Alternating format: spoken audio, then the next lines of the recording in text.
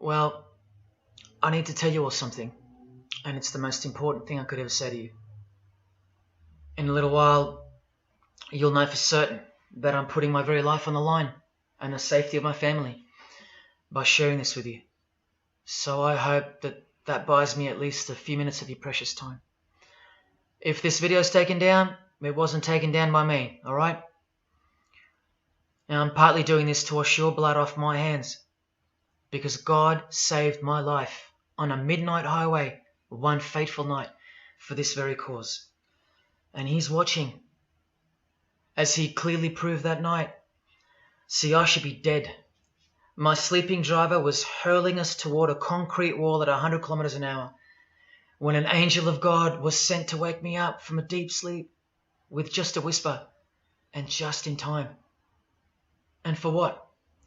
Not so I could win X Factor or buy that dream Porsche or marry that dream girl, but for this, for these words, for this moment, so I can tell you something, so I can warn you about something. Nothing could be more important than this. So cancel that movie you wanted to watch, skip that gym session. Don't scroll down to the next post. Just stay with me. Stay with me.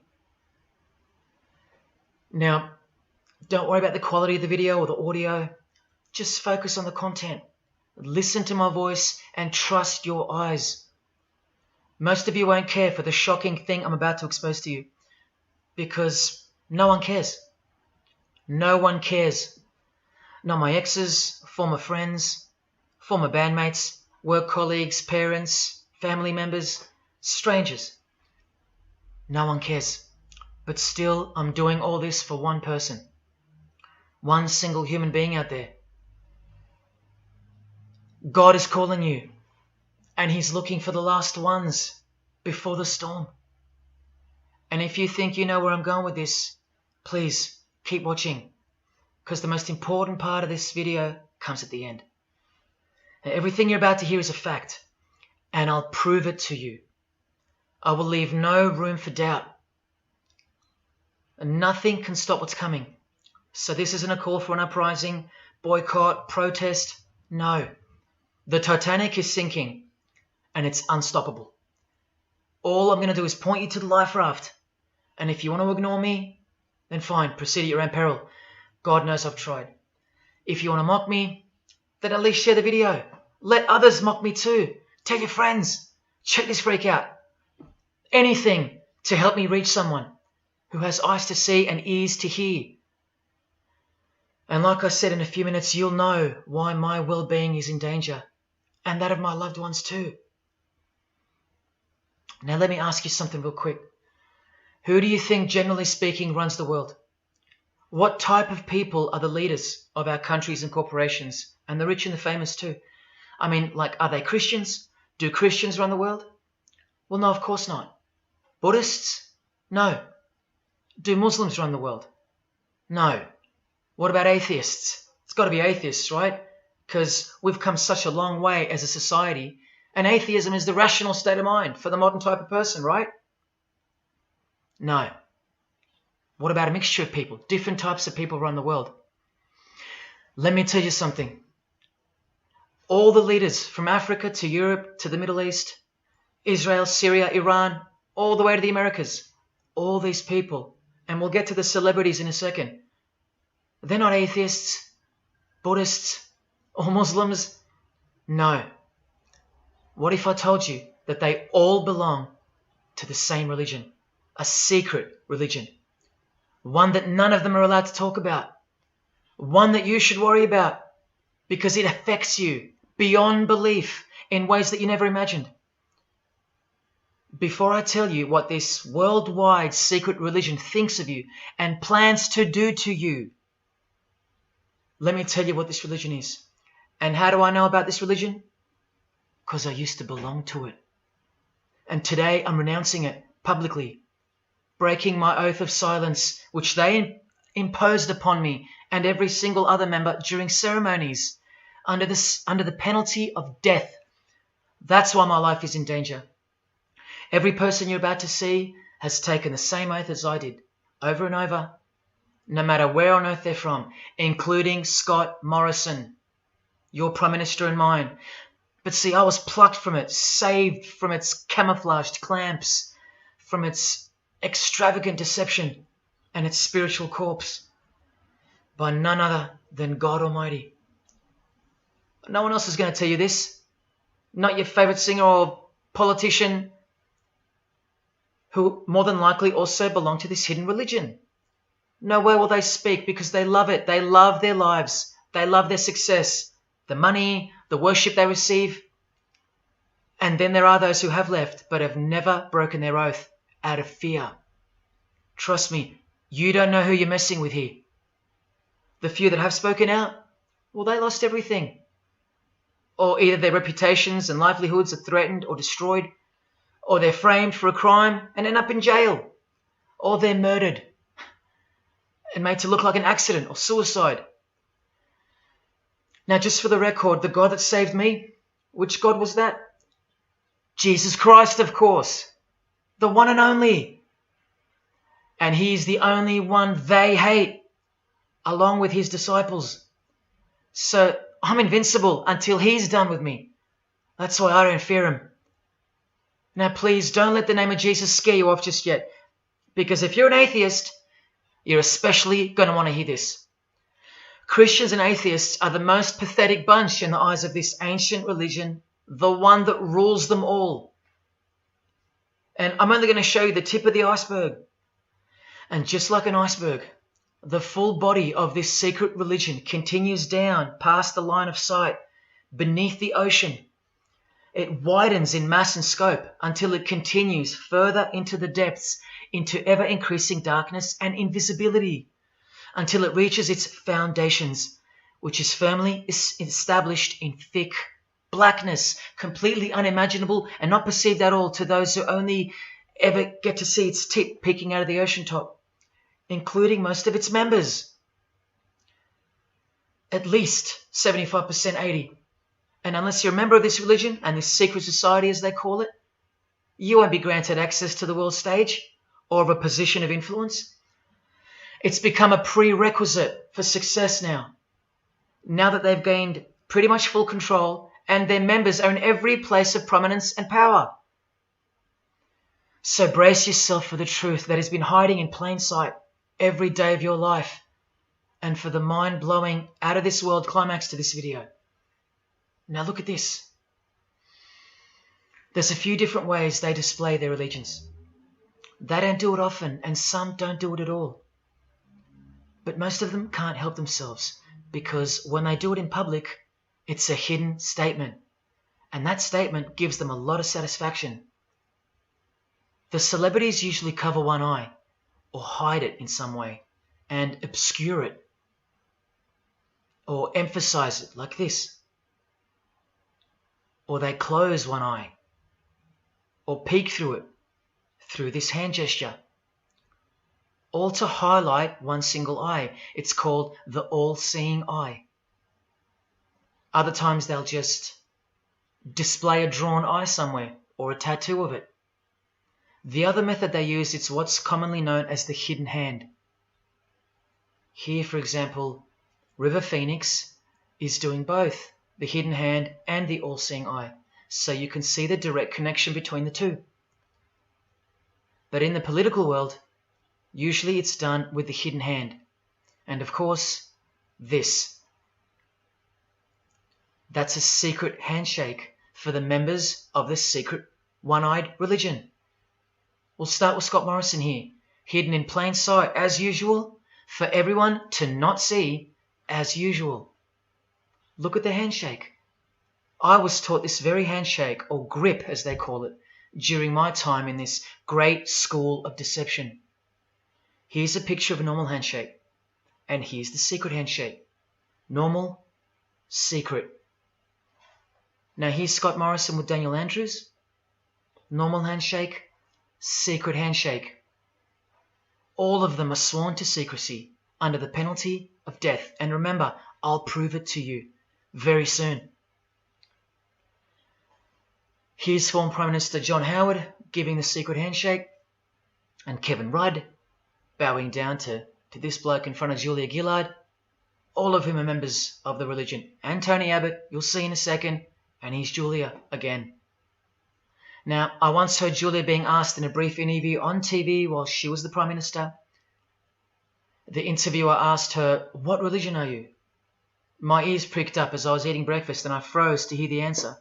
And she actually said, with a sinister smirk, "I'm a member of a secret society. Next question, please." And what happened? Nothing. No one cared. No one cared that the person who represents them just confessed that she's a member of a secret society, when the Australian society is at large the only society that should matter. And why is it a secret in the first place? I'll show you. Very soon you'll know their beliefs, and you'll know their master plan, and you'll know why they take such extreme precautions with such hideous oaths of silence under the unbelievable penalties, including death, to stay hidden from the public. So what's the name of this religion? Well, I'll tell you right now. But keep in mind, the magic word you're about to hear only hides the true religion inside of itself. That's how it's secretly flourished to spread like a cancer around the world. It's a religion within a fraternity. The name of the international fraternity, the one that camouflages, conceals, and cloaks the secret religion inside it, is this: Freemasonry. This is their official symbol, the square and compass. Sometimes with a G in the middle, and sometimes with the eye, the all-seeing eye. This is the same eye that these people are referring to. That's where it comes from. The eye is sometimes placed in a triangle, and that's where this comes from, the eye in the triangle.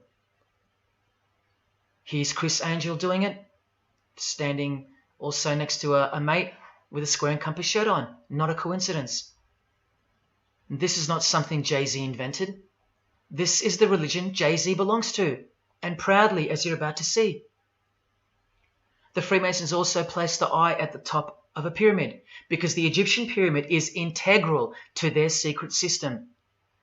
Here it is on Chris Angel's shirt and Madonna's jacket. That's a Masonic symbol. The Freemasons are sometimes called the Masons for short. It'll all come together and make sense really soon.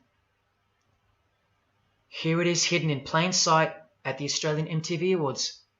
And this is the MTV headquarters, by the way. Trust me, there's no doubting this. Here's the same eye in a pyramid on a Crowded House logo. Yes, initiated Freemasons.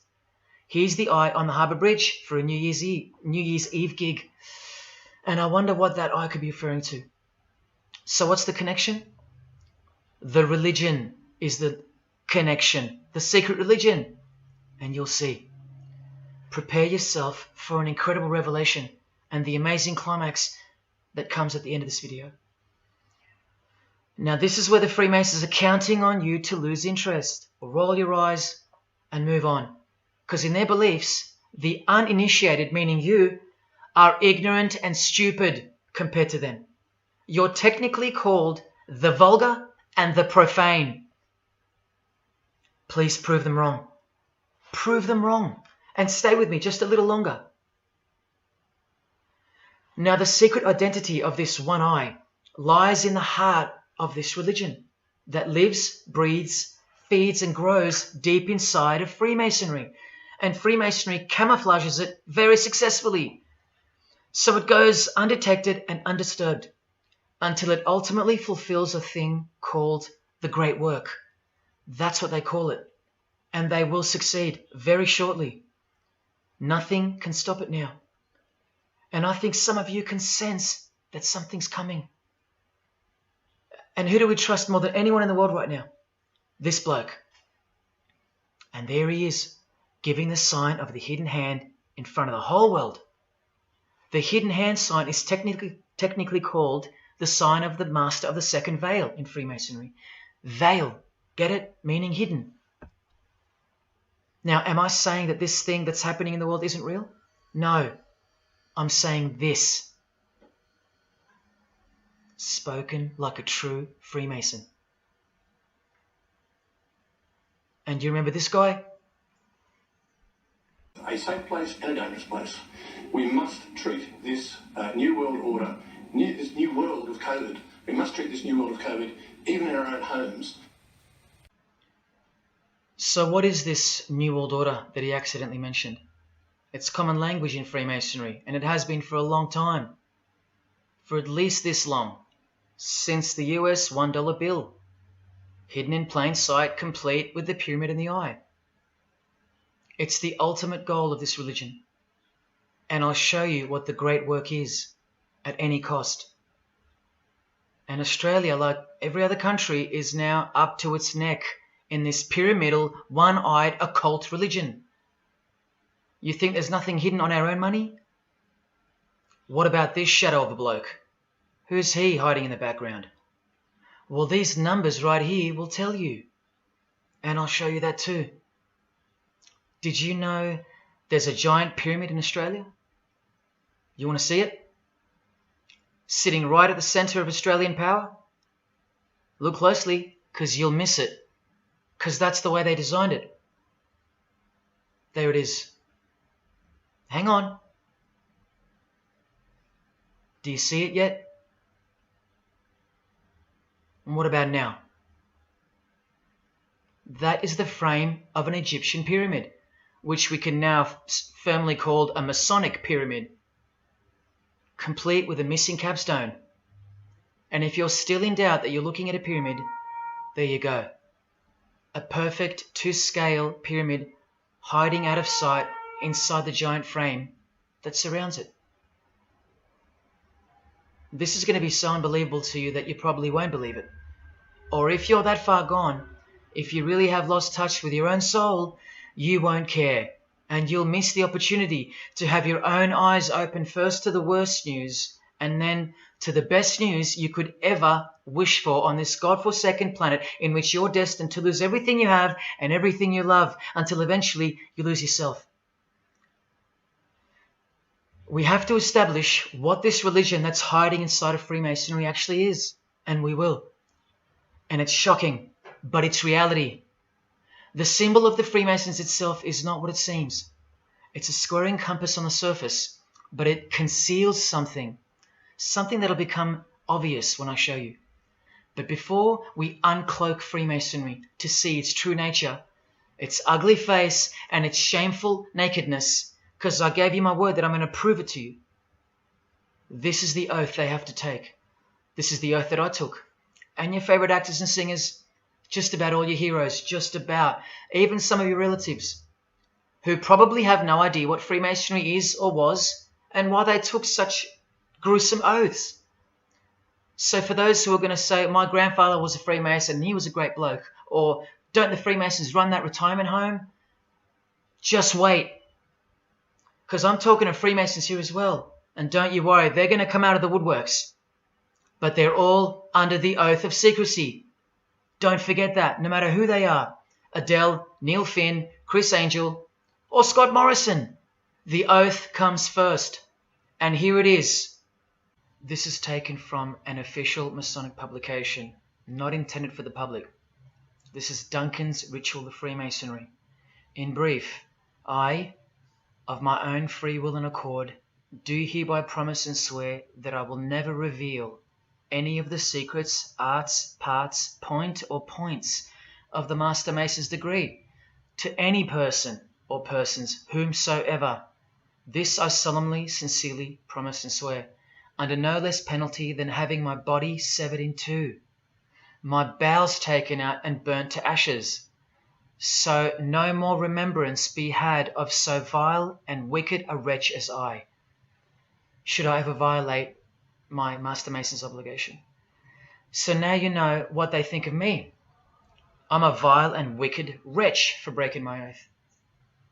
So how can anyone ever trust a Freemason when he speaks about Freemasonry? Unless you're speaking to a rare breed like me. Never reveal any parts, not even a single point, to anyone. Here's another penalty from another degree, this time from Richardson's Monitor of Freemasonry, a legitimate Masonic publication for instructing and laying out the ritual. binding myself under no less penalty than having my throat cut across, my tongue torn out by the roots, and my body buried in the rough sands of the sea. These are the penalties they swear to. And yes, the lodge has penal authority to execute. This is how they look when they're initiated. They have to remove all their clothing and jewelry, including wedding rings, crucifixes, the most meaningful things to them, no matter what. They have to go, because complete allegiance to the society is required. You're blindfolded at every initiation because you symbolize someone who lives in utter darkness before you receive the light of Freemasonry. And that light will become so obvious to you in a bit. The secret that is being unveiled by incremental degrees to the candidates in the lodge is staring us in the face in daily life. And that truth is pretty scary if all you know and all you have is this world. But they know much more than that. At one point, when the blindfold comes off, this is what you're surrounded by. Blokes dressed like this, holding swords to your face. And that's nothing compared to what comes later. So your own wife or daughter don't qualify for discussion in these matters, unless they too are initiated to the same level as you. So please don't tell me that your grandfather or your neighbour is a Freemason and that there's nothing wrong with Freemasonry. How would you know when they're under oath never to reveal anything to anyone? The whole successful system is constructed by the art of lying to the public and to their own members of lower degrees. And we trust these people. Now here are the illustrations for the signs and handshakes. And you only receive them after the oath has been taken. This is the sign you do upon entering and exiting the ritual room while facing the Grand Master. It stands for throat slit, and it goes like this.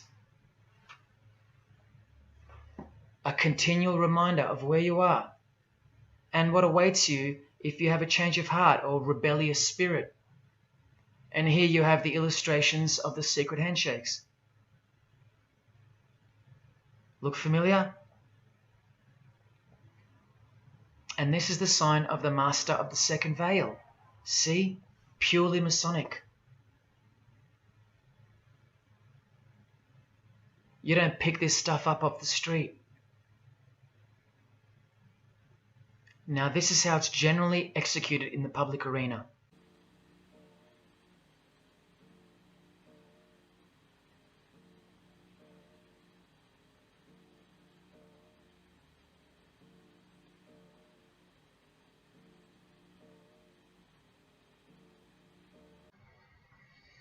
Sneaky, sneaky, huh?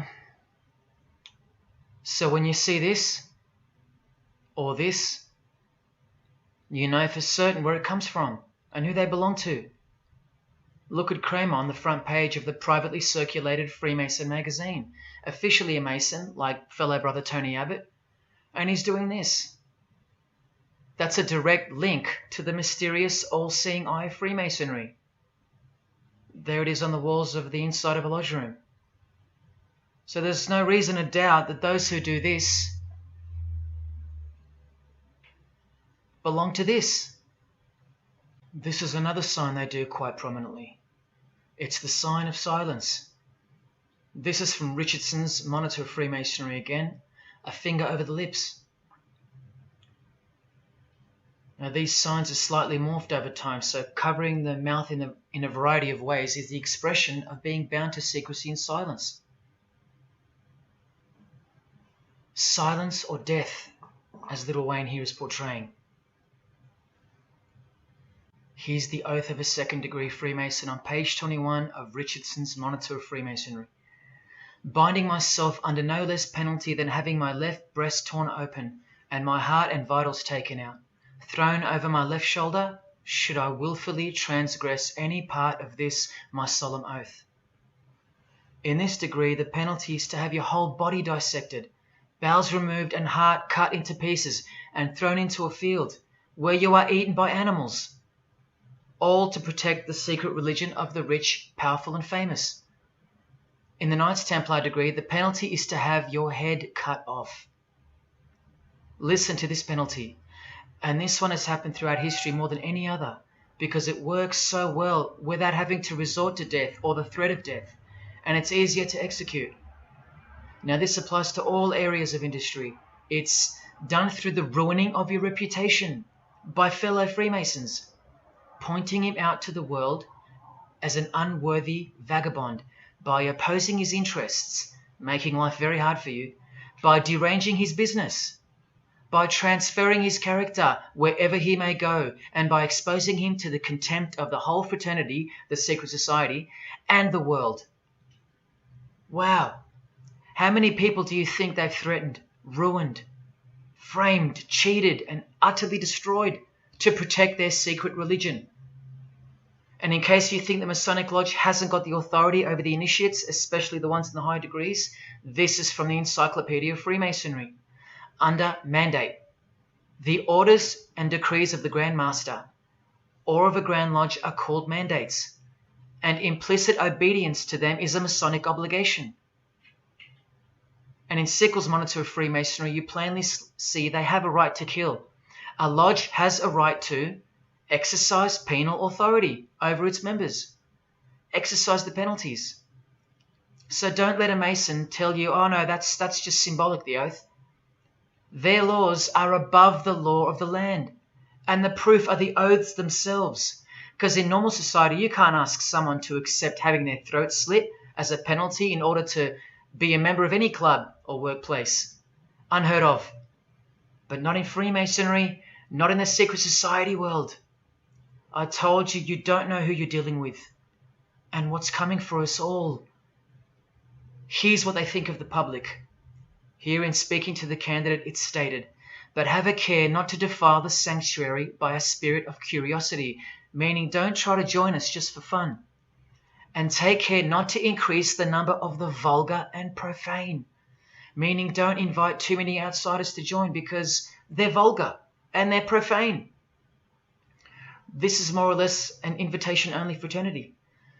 Here from the Encyclopedia of Freemasonry again, written for Masons only and written by 33rd degree Masonic legend Albert Mackey, stating the same thing. Masonic definition of profane. One who is ignorant of the sacred rites of Freemasonry. One who is not allowed to enter the temple and behold the mysteries. And here, being uninitiated. That's the world at large. And here from this old ritual book written by the same legendary author, in the 33rd degree initiation, the Mason drinks wine from a human skull, which has been the cause for a few to leave Masonry, because they wonder, whose skull is this? In the 30th degree, part of the ritual involves stabbing skulls. Illustrated right here. The process of submitting the member further and further involves things like this. See, the candidate who's seeking admission into the next degree to receive more light has to be humiliated and intimidated. This guy here has his foot on the candidate's head. This is what our celebrities and politicians and the most prominent members of our society have done and continue to do. No one is exempt from this. And this is the intimidating and frightening path that you must take that binds you to the secret society before you are revealed the true beliefs of the religion. So can you see the risks I'm taking? You have to stay till the end. Don't let me down. Don't let yourself down or your fellow man. Believe me, it'll be worth it. Now here's one of the 3 greatest Freemasons of all time, who actually helped construct the 33 degrees or rituals of modern Freemasonry, Albert Pike. A hideous man with a deeply complicated mind, and one who will soon help you to see who they really are. This is how important he is to Freemasonry. He's buried here, in the House of the Temple, a Washington Masonic Lodge, just around the corner from the White House. He was called the Grand Commander, Sovereign Pontiff of Universal Freemasonry, a giant of this secret society, the only Confederate general who has his own statue. And who were the Confederates? The dudes that fought for slavery, not against it, defeated by Abraham Lincoln, who was surrounded by these Freemasons, and who was assassinated by this one, John Wilkes Booth. doing the same sign of the master of the second veil. A Freemason assassinated Abraham Lincoln. Undisputable when you have the eyes to see. Now, Albert Pike writes in his colossal work, which some refer to as the Bible of Freemasonry, called Morals and Dogma, and on page 113 he says, "What can there be in common between the vile multitudes and the sublime wisdom?" That's what Freemasons possess, sublime wisdom. That's what their secret is. It's sublime. The secret I'll reveal to you. Now, just quickly, here's Freemason Kanye West. Here he's giving the Masonic grip to his brother Mason Jay-Z. Look at the lapel he's wearing in this picture. It's the same double-headed eagle as on the front cover of the so-called Bible of Freemasonry, Morals and Dogma, written by the Grand Commander Sovereign Pontiff of the religion that Kanye and Jay-Z have been sworn into, and thus granted access to international success. His Christian conversion isn't what it seems, and you'll soon see what job he has to do. Now look at what else Freemasonry thinks of the uninitiated, from the words of the Grand Commander himself. The truth must be kept secret, and the masses need a teaching proportioned to their imperfect reason. I hope you're listening, because we're about to get going here. These truths were covered from the common people, as with a veil. There's that veil again. And the mysteries were carried into every country. Freemasonry was secretly imported from the East into the whole world to weave its web in the darkness, to increase and advance its agenda. The sages, meaning the enlightened ones, always had an esoteric creed, unknown to the vulgar. And here he says, to the end that the vulgar herd, seeing, might not see anything, and hearing, might comprehend nothing. Are they right? Am I wasting my time, laying it all down for nothing? Because they know you so well? Your favorite celebrity and politician's secret religion is beyond the reach of the vulgar. Vulgar is what you are to them. He won't tell you. She won't tell you. And they won't tell you.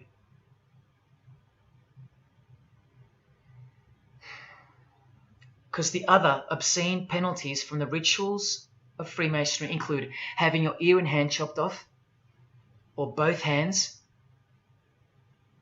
being hung in your own home, and my personal favourite, having the top of your skull cut off so your brain is cooked in the sun.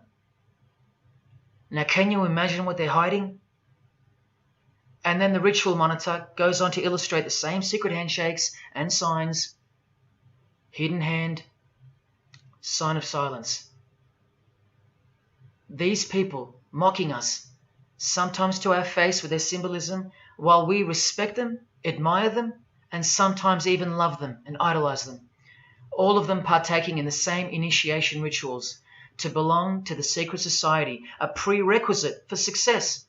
To belong to the religion that gives you everything you want, everything your heart desires. While the Gospels teach accurately that the heart is wicked. Now here is a practical example of how Freemasonry comes first, even above the title of president. Here's a portrait of George Washington doing the sign of the Master of the Second Veil, and here, Freemason, before and above president. And if you think that's just by chance that they put the word Freemason above president, then here, read this genuine quote from Harry Truman. This should tell you how deep the consequences of Masonic initiation go and what lies deep within. It's Freemasonry above everything else. There's the Queen showing her allegiance over and over. And here's the Queen leaving a very special hospital with a very special nurse. And this was the Queen's father, fully dressed in his Masonic regalia, and that God-forsaken apron they wear, which also hides something, just like the square and compass. In fact, what the apron hides is what the square and compass really represents. And it's staring you right in the face. Can you see it yet? Prince Charles, handshake, hidden hand. Prince Harry, Prince William. And here is the Grand Master of English Freemasonry, Prince Edward, also in full gear. What a lovely looking chap. And now he's giving the Masonic grip in front of this stone that was placed there to memorialize his visit to Cape Town Lodge. And what about this guy? Prince Philip, husband of the Queen. Do you remember him saying this? Yeah, and here's the article in case you think he didn't. Initiated member. Do you slowly see what the Masonic mindset is? We are beneath them. And the craziest thing is, if they can turn you into what they think of you, then you deserve what's coming. It's a natural law. It's the law of nature. And I'll soon show you their real Bible, for lack of a better term, which justifies it all, and the one which guides their morals. And it makes a lot of sense, because the power of the deceptive phenomenon of Freemasonry lies in the fact that it contains real truth, intertwined with untruth. Now, this actual book that guides their morals and plans, it isn't written by hand, and it's been around longer than the Bible.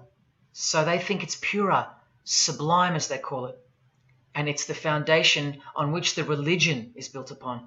And that Bible, so-called, that unwritten Bible, is the key to unlocking its secrets. I'm going to hand you that key. And it's all going to come together like a flood.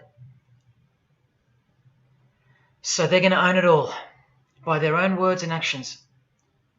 And they're going to introduce us to a new system of life, but only after a number of shocking events take place, which I'm so close to telling you about. But first, I have to tell you the name of the secret religion and the identity of the I. Now, for the few of you that think of hospitals and charities and nursing homes when you hear the word Freemason, a word which I soon hope to never speak again after this video, well, it's a front, a cover story, and like everything else in this presentation, I'm going to show you. This too is for the poor Freemasons that are going to have the call to make an appearance in the comments section trying to defend their beloved fraternity. This is 33rd degree Freemason Manly Hall, who was named Freemason of the Century by the Scottish Rite Journal in 1990. And you'd be surprised how many Masons haven't heard of him, because they don't bother entering the Masonic library and searching out the mysteries themselves. These same Masons think they know something, and they parade themselves on websites and social media, calling people like me, oh, he's just an anti-Mason, anti-Mason. Blind fools at best, deceivers at worst. Well, the Freemason of the Century wrote in this book, and in this chapter, Freemasonry is a fraternity within a fraternity, an outer organization, concealing an inner brotherhood of the elect. One visible and the other invisible.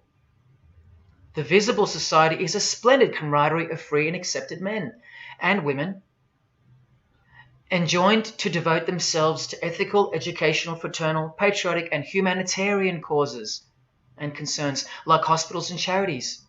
But the invisible society is a secret and most august fraternity whose members are dedicated to the service of a mysterious arcanum arcanorum, meaning mystery of mysteries. Now I wonder what that could be. So once again, don't listen to the lost or deceptive Masons that'll come here trying to cheat you from the truth, telling you that I don't know what I'm talking about or calling me an anti-Mason. Because there you just heard it. There's a Masonry for the majority of Masons, and then there's the real thing, the secret religion, which should shock you when it's announced. These same lost or deceptive Masons also love to repeat, like parrots, that Freemasonry is not a religion. Well, what does the Freemason of the Century have to say about that? From this book, he writes, Masonry is essentially a religious order. Not just a little bit religious, but essential. And here, the iconic giant of Freemasonry says in Morals and Dogma, every Masonic lodge is a temple of religion, and its teachings are instructions in religion. So please, sit down, Masons, because Freemasonry is a religion. And soon, I'm going to tell you what it's really called. Now look at this from the same book, and speaking about fellow Freemasons being initiated in the lodge room. Part of the symbols are displayed there to the initiate, but he is intentionally misled by false interpretations. Their true explication is reserved for the princes of Freemasonry. The whole body of the royal art, which you'll know all about soon, was hidden so carefully in the higher degrees. So you see, the whole thing is built on lies. And the ultimate liar lives inside the triangle, above the pyramid, so that even the highest Masons are living a monstrous lie. Wake up, Masons. Even you are deceived, just as the public is. Unless, of course, you're hungry enough to want to acquire all the power and climb up that pyramid closer to the eye that sees all. In that case, close your mouth, go back to your lodge, and good luck to you. Or, of course, grow some kahunas and be honest. But then you can't, right? Because you'd be breaking your oath. Sad. Oh, it's good to be free, under the wing of the true master. Stick around if you're interested, and you'll get to see some wonder. When I pull that cloak called Freemasonry right off, and those that are still here watching will get to see the true colours of the nakedness and the horror of the Masonic Lodge, and the religion that rules them all. Another thing that Masons will repeatedly say is that this has nothing to do with Freemasonry, and it's just a conspiracy theory. Well, the 33rd degree Freemason of the century also wrote this book about 100 years ago, The Secret Destiny of America. And look at the front cover. And I'll tell you why America is so important for the ultimate goal of the secret society. It's disturbing, but it's also essential in understanding the near future and what's going to take place. So for the Freemasons that still say that this is not a Masonic design, especially this Masonic website called Masonic Info, insisting here that even the eye in the triangle or pyramid is not Masonic. Completely laughable and pure disinformation for the stupid masses. Try arguing against this. This is from a 1960 copy of the New Age magazine, an official organ of the Supreme Council of 33rd Degrees. No higher authority in the United States to speak of the relationship between Freemasonry and the US $1 bill. Masonic symbolism in a $1 bill. Look at them all. 13 leaves, 13 bars, 13 feathers, so on and so forth, and of course, this, the Masonic all-seeing eye, located in the pyramid. So, you think this is a conspiracy theory, or just a plain conspiracy? Well, here's JFK, yes, a Freemason, but one who had enough when he wanted to print money disassociated from the Masonic central banks, just like Abraham Lincoln, and he paid the price for it as well. Listen to the speech we never hear about in school, more proof that they control the education system here and everywhere. Please, just have a quick listen to this. Ladies and gentlemen, the very word secrecy is repugnant in a free and open society, and we are, as a people, inherently and historically opposed to secret societies, to secret oaths, and to secret proceedings. For we are opposed around the world by a monolithic and ruthless conspiracy that relies primarily on covert means. I am asking your help in the tremendous task of informing and alerting the American people.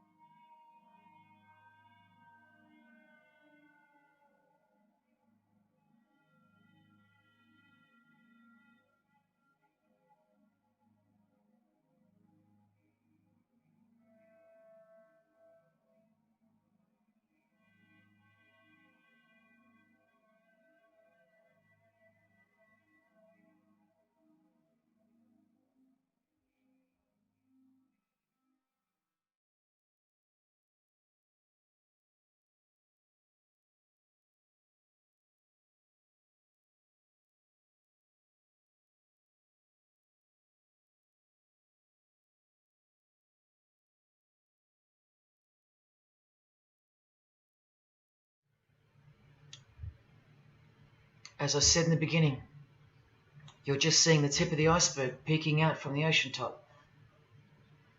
I told you, all personalities in the field of great influence are initiated members of Freemasonry.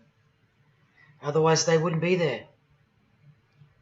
Within 60 seconds of me telling you what international Freemasonry really is, I'll prove it to you.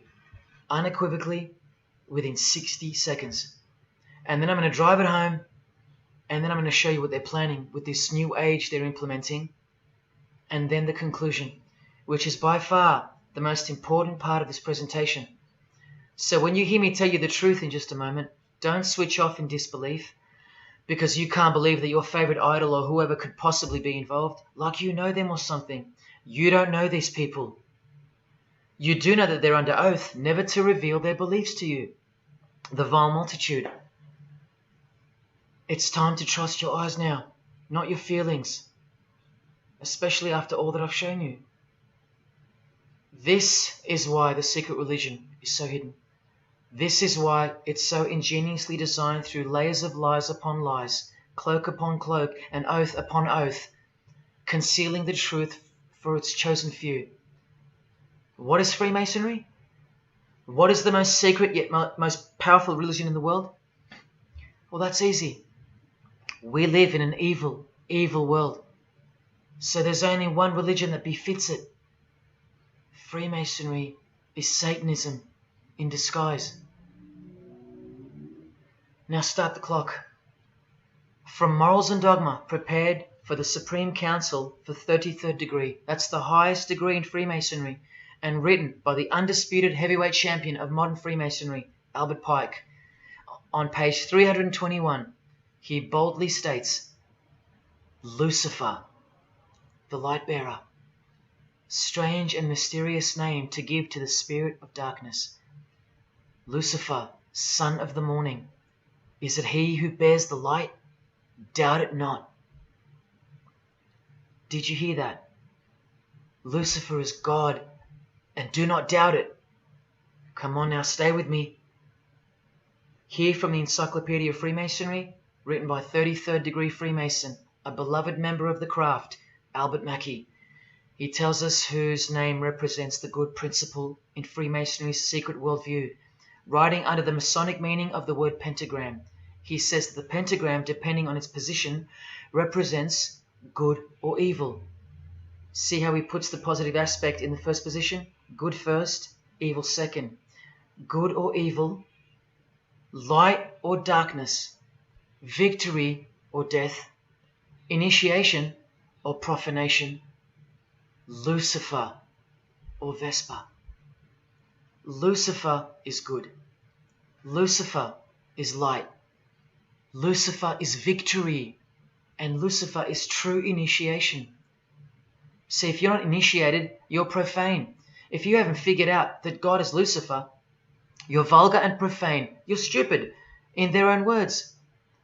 That's the beginning of their big secret. God is the devil, and we're already in hell right now. Now from the Freemason of the Century, Manly Hall, and this will make it 3 out of 3 legends of Freemasonry stating the same thing.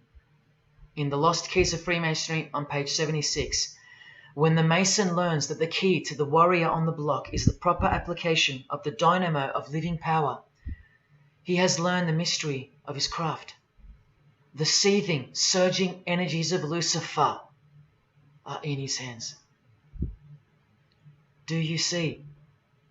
The world's hidden religion, with its universal one-eye symbolism, who was revealed slowly and by degrees only to its dedicated members, is Satanism, or Luciferianism as they prefer to call it.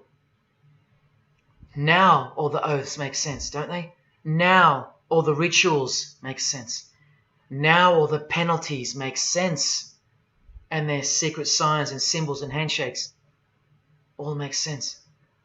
While the bulk of Freemasons make the external image of the fraternity and know nothing of who rules over them and who or what they're protecting.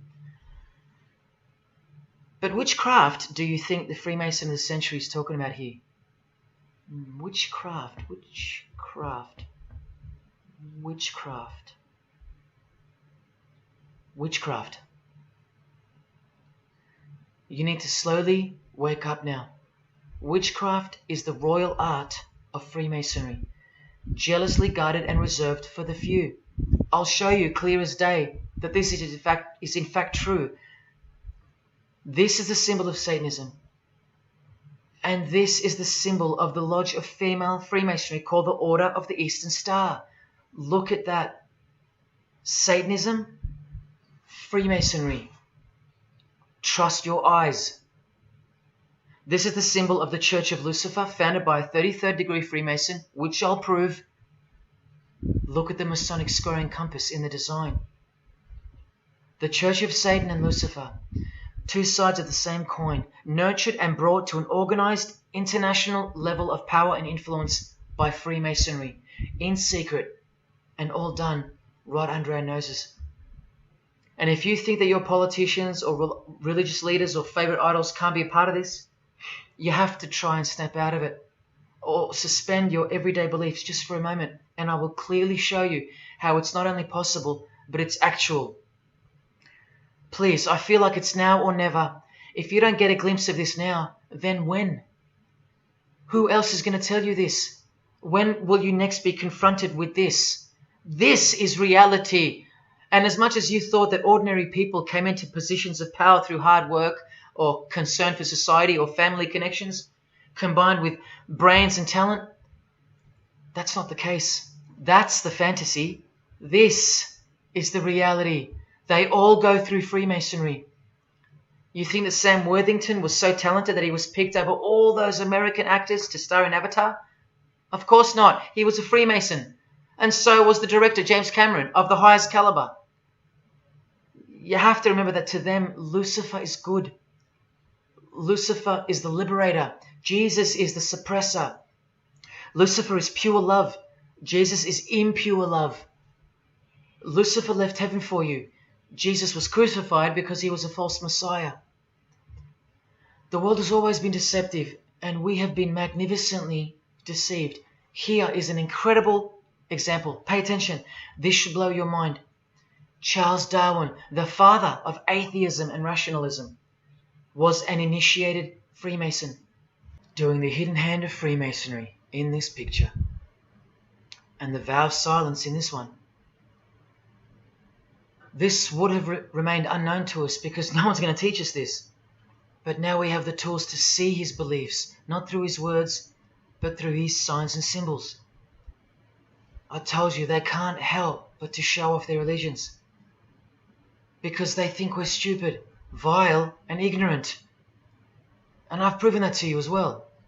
So once again, are you going to prove them right by switching off and ignoring this? Well, unfortunately, more than 90% of you will. What I'm giving you here is priceless knowledge because no amount of money or success can substitute its importance. And I'm risking everything but my own salvation to share it with you.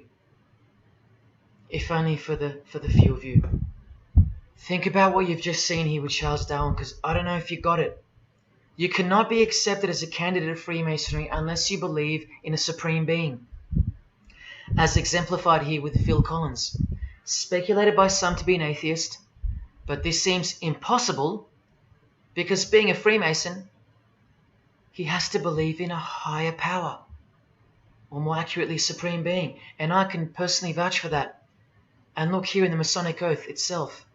The candidate says, I will not aid or be present at the initiation of an atheist, a madman, or a fool. Freemasonry believes that to be an atheist is to be the equivalent of a madman. And they're right.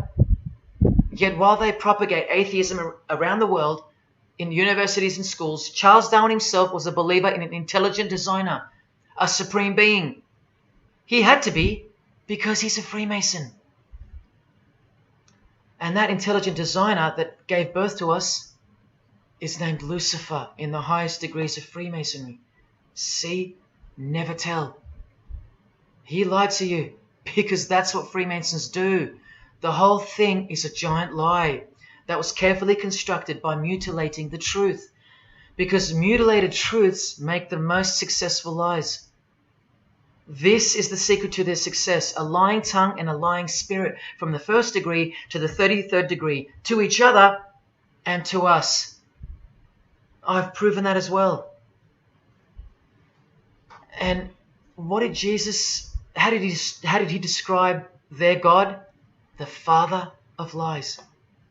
How accurate. The one who comes to cheat, kill and destroy. How accurate again when I tell you their plans. Look here, Charles Darwin is noted as an influential figure by the Satanic Temple. And proof for them, apart from the intelligent design that is all around us, that Lucifer is real and that he's the god of this realm, is the power of witchcraft or magic. Magic works because there's a hierarchy or a pyramidal power structure in the spirit realm, a realm devoid of any love for you. And these spirits can be conjured up and summoned by the practitioners of the royal art of Freemasonry. They ask for something in return, however. Listen to Bob Dylan, a Freemason. Hidden hand, one eye symbolism. Out here doing these songs, you're still on tour. I do, but I don't take it for granted. Why do you still do it? Why are you still out here? Well, it goes back to the destiny thing. I made a bargain with it, a long time ago, and I'm holding up my hand. What was your bargain? To get where I am now. Should I ask who you made the bargain with? with the chief commander. On this earth? And in this earth, and then in the world we can't see. How does one communicate with Bob Dylan's chief commander, Lucifer? By the jealously guarded royal art of Freemasonry, witchcraft. This is from the Encyclopedia of American Religions. Secrecy is bolstered by a system of initiations and degrees, the Freemasonic system. The material which is kept secret is the magical knowledge of the group. This knowledge may consist of rituals and powerful magical formulas. Do you think J.K. Rowling isn't a Luciferian? In this article, J.K. Rowling reveals the inspiration behind the Deathly Hallows symbol. And what is it? The Masonic squaring compass, with the one eye that all the celebrities mimic. That's the inspiration. They're all members of the secret society. If you think that doesn't prove anything, here she is with her new tattoo. It says Solve Coagula. Also a song title by fellow Freemason Marilyn Manson. And where does it come from? Here, the Baphomet. The image of Lucifer as conceptualized by another Freemason, Eliphas Levi, in his book, The Doctrine of Transcendental Magic. This horrid thing, with breasts, a penis, and a goat's head with 2 horns, has these words written on its arms, Solve Coagula. The impact of the meaning of these 2 words should disturb you to soberness when I tell you about them. Because apart from other things, they involve the process in which the new system will be implemented at unbelievable cost to you and I. Here's a statue of the Baphomet at the temple, Satanic Temple, complete with 2 little kids admiring it. That's J.K. Rowling's religion, Satanism. The secret religion for the highly evolved and the highly successful. Welcome to the real world. The same Masonic author writes in The Doctrine of Transcendental Magic, in the ceremonies practiced at reception by all secret societies, there are found indications of a doctrine which is everywhere carefully concealed, and that is witchcraft. And in his History of Magic, he tells us it is the royal art, and that's what Freemasonry calls it. And where did he get his inspiration for the Baphomet? From the Knights Templar, another secret society who were banned, and some of its members were executed in the 1300s for glorifying evil, as it's openly stated here in the Satanic Rituals. And where do modern day Knights Templars reside now? Within high degree of Freemasonry, right here. Again from the encyclopedia, and listen to this. The continuing impact of speculative Freemasonry, which means modern day Freemasonry, provided fertile soil in which new magical orders could grow.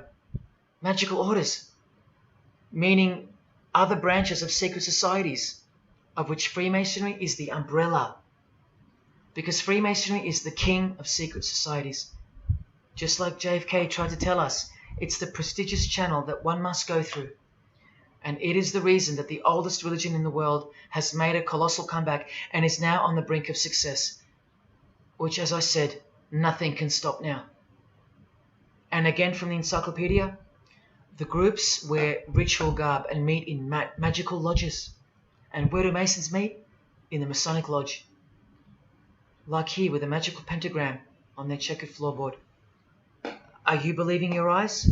Or are you making excuses? Here's another statue of the Baphomet at a satanic temple doing the sign of the horned god Lucifer. The hand sign mimicking the horns on his head. And of course the upside down cross. And here's Barack Obama doing the same sign. And the sign of silence with a twist. Who do you think he's mocking here? You and I. But mainly Christians. Because Christianity is the one force that has stood between you and the inconceivable horror that is awaiting us and is on its way. Here's an article on Barack Obama, and that's his hands adjusting his presidential seal. And there's his Masonic ring, and the sign of the devil's horns, over and over. Freemasonry and Satanism are intertwined. Look at these Masonic politicians throwing up the devil's horns. George W. Bush. Look how sneaky and sinister the look on his face is here. And the manner in which he's delivering the sign. In front of the whole world. Is he a fan of rock music? Is he saying I love you in sign language for the deaf, like some people like to say? This is his fraternal order called Skull and Bones, also known as the Order of Death, where you lie naked in a coffin with what's called a temple prostitute during initiation. Clearly a Masonic order, with this guy displaying the hidden hand of Freemasonry. In Stanley Kubrick's last movie before his death, he's telling you that all prominent members of industry, including politics, as the movie goes on to show, are members of a satanic secret society. In it, he shows the members engage in an orgy and feast after the ceremony of dedication to their horned god. To identify which secret society he's referring to, he leaves the clues in the artwork. Not once, not twice, but 3 times. The One-Eyed Religion. And who do you think the title of the movie is dedicated to? None other than the stupid, ignorant, and uninitiated masses watching the movie. And you know it now. He knew that when we'd leave the cinema, we'd be commenting on the performance of Tom Cruise, or giggling about the orgy scene, or just being disappointed because the movie went too long, or some other meaningless critique, with eyes wide shut. Look at the cover of his other movie, A Clockwork Orange. The eye on top of the pyramid. And on his shirt, the word devil in Italian. Let me take it up a notch, in case this isn't registering. Listen to the founder of the Satanic Church, Anton LaVey, tell us in his book, The Satanic Rituals, which is a companion to the Satanic Bible, Masonic orders have contained the most influential men in many governments, and virtually every occult order has many Masonic roots.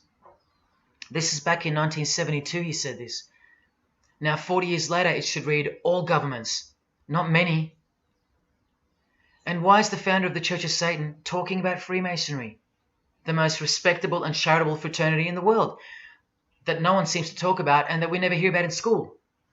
This is why. Because the Satanic Ritual is a blend of Gnostic, Kabbalistic, Hermetic, and Masonic elements. That's crazy, because Freemasonry is a blend of Gnostic, Kabbalistic, and Hermetic elements too. Any Masonic writer will confirm that. But how can that be? Because Freemasonry is Satanism in disguise. On page 106, every rite of the Black Order employed Masonic principles. Every rite of these Black Orders, one of which was called Freunden von Lucifer, which translates to Friends of Lucifer. And guess what? There are numerous manifestations of Satanism in Masonic ritual, including the goat, the coffin, and the death's head. Please awaken, O sleeper, and let the glorious light of the truth dawn upon your sleepy eyes. How did Freemasonry get away with this? Just like Jesus, the greatest enemy of theirs, said they would, by dressing the wolves as sheep. A satanic underground carefully cloaked in Christian trappings. That's how Freemasonry got away with it. We can't find out about it because they run the media and the education system clearly. John F. Kennedy was brutally assassinated after he attempted to inform us that we are opposed around the world by a monolithic conspiracy. Did he know that Lucifer was the god of Freemasonry? I don't know. The Grand Master of my lodge, who was the mayor of the city, was a 32nd degree Freemason. That's one short of the top, one short of the true beginning of the secret religion, and he had no idea what Freemasonry really was.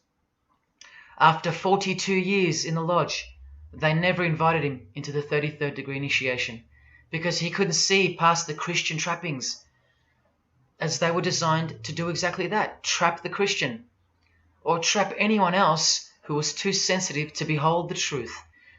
Thus, Freemasonry could halt their progress at any time without suspicion because it's a rare thing to reach the 33rd degree, and every Freemason knows that. So that there are no rude awakenings that take place with those that aren't ready to embrace Lucifer as the true god of Freemasonry and the world. This is an ingenious system, birthed by what must have been demonic inspiration. Anton LaVey says that this ingenious system I speak of serves as a rudimentary screening process for organized Satanism. Exactly right. It's a filtering process, as I've said earlier. An international filtering process from which men and women are picked and permitted to enter the world stage. And I'm saying all this for those who naively think that politics and magic ritual do not mix. That's the founder of the Satanic Church. He admits that. Admissions that were never heeded because no one cares. How else did the Freemasons pull the wool over our eyes? The companion to the Satanic Bible tells us that as well. By filling the world with fools. And who's the biggest fool in the eyes of Freemasonry? An atheist. From the Encyclopedia of Freemasonry.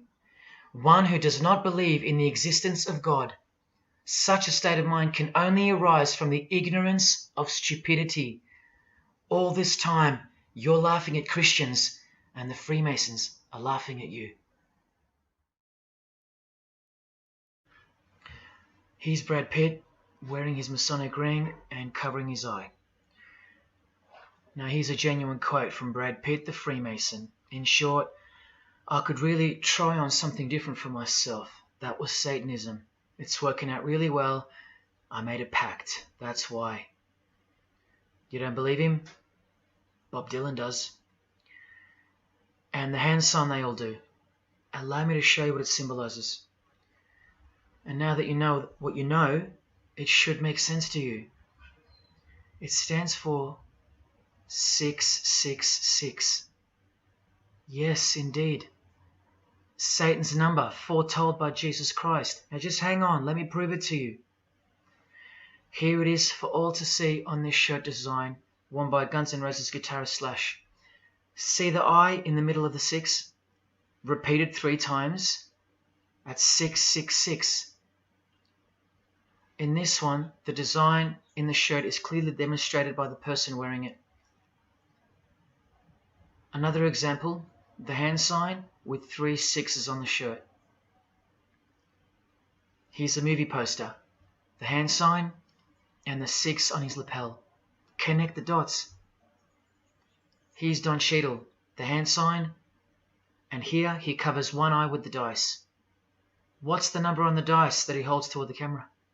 6. There's literally 3 6s that manifest in the hand sign itself, like this. That's why they do it. Here's Drake with the most obvious example, holding up the hand sign with the all-seeing eye of Lucifer on his bicep. And here, blatantly connecting the 6 to the hand sign on the artwork to one of his songs. The hand sign over one eye, obviously signifying a 6. This is proof. The number is mystical and it's grounded in reality, and it's related to sex rituals within witchcraft. You'll see, I'll show you.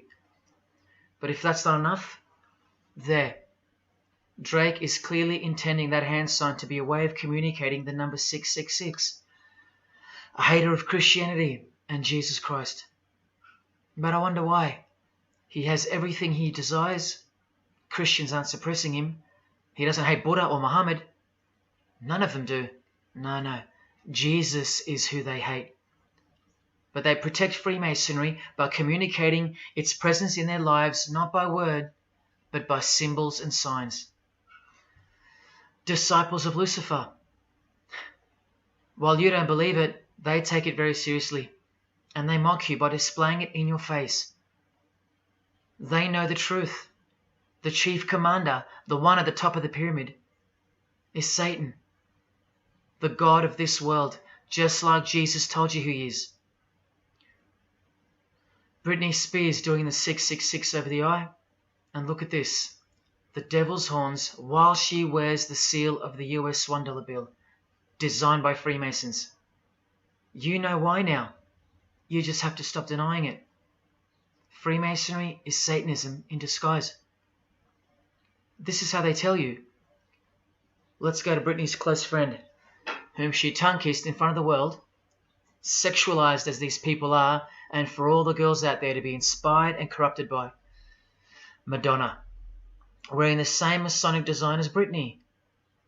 666 hand sign, the one eye symbolism, and the vow of silence. The vow of silence with her fellow practitioner of witchcraft. The Masonic eye in the triangle behind her, and now the upside down cross of Christ on her outfit. A member of the secret society who hates Jesus with a passion, as you can see here with Lucifer, the god of Freemasonry, giving her oral sex. Deep despisers of Christianity. Are you wondering why yet? The sign of the devil's horns here, meaningfully placed and done with precise intent, like with all of them. And here teaching her poor children to follow in her footsteps. Truly only God knows how many young people she's perverted in her career, all orchestrated by Freemasonry. Here's the founder of the Church of Satan again, Anton LaVey, showing the horn sign. The horned god of the witches, as illustrated by Una Woodruff in her book Witches. And here, with a member of the Agora sect of Hinduism partaking in a ritual of the oldest religion of the world. She's drinking blood here from what? A human skull. Sound familiar? That's right. That's what all the high-level Freemasons do, except they use wine, until they themselves are invited into the secret religion. It's ritualistically done to gain magical abilities, not a myth. And look at her hand sign. It's also known as the El Diablo. Do you still think this hand sign is a joke, or it's misunderstood or misrepresented by people like me? Look at the cover of Anton's other book called Satan Speaks. Look at the eye. He has one eye emphasized. Can you see? What about the image of Lucifer in the Satanic Temple? Look at the right eye. It's darkened. You ready for this? From the Bible. And this passage is thousands of years old. Woe to the worthless shepherd. His right arm shall be completely withered, and his right eye shall be utterly darkened. Where do you think this hatred for Jesus comes from? Do you think it's because we've outgrown it? Or because it speaks the truth? Who do you think this worthless shepherd with one eye darkened is? And who said, I am the good shepherd? Who said that? Jesus Christ is the good shepherd, not the worthless shepherd with one eye. You think this is all just a coincidence? Just hang tight a little longer and you will see some wonder.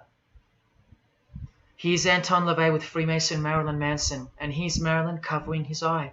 In case you forgot that this is the eye of Freemasonry, the international religion they all belong to. Here he is giving the sign of the master of the second veil, the hidden hand of Freemasonry, along with his Masonic ring. You know how many presidents and journalists and common men have tried to expose Freemasonry or get it shut down, get it banned? Well, those days are long gone. Marilyn Manson, the Freemason who tears the Bible into pieces on stage during his performances, he captured the fundamental purpose of Freemasonry's existence very well when he said in an interview with Spin magazine in 1996, "Hopefully I'll be remembered as the person who brought an end to Christianity," echoing the dreams of grandeur, just like his spiritual father. Now Kesha, one-eye symbolism of Freemasonry, the eye in the triangle, and the sign of silence. So she's a member. And behold, an inverted cross in her music video. Inverted cross on her outfit, and a satanic pentagram on this outfit. Just like the symbol of female Freemasonry.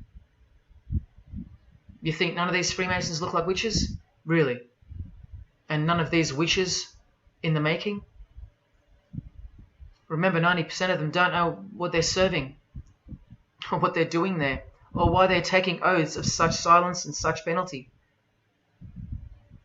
Avril Lavigne does, showing her allegiance with the one-eye symbolism, participating in lesbianism in a video, influencing the masses, subtly stealing her innocence. And what's on her helmet? One eye. And doing the El Diablo with pentagrams at her concert. Anthony Bourdain with his one-eye symbolism. He was openly a hater of Christianity. And what kind of woman would suit a man like this? Well, a fellow member of the secret society who hates Christianity too, of course. Asia Argento. One-eye symbolism, again and again. The sign of Lucifer's horns.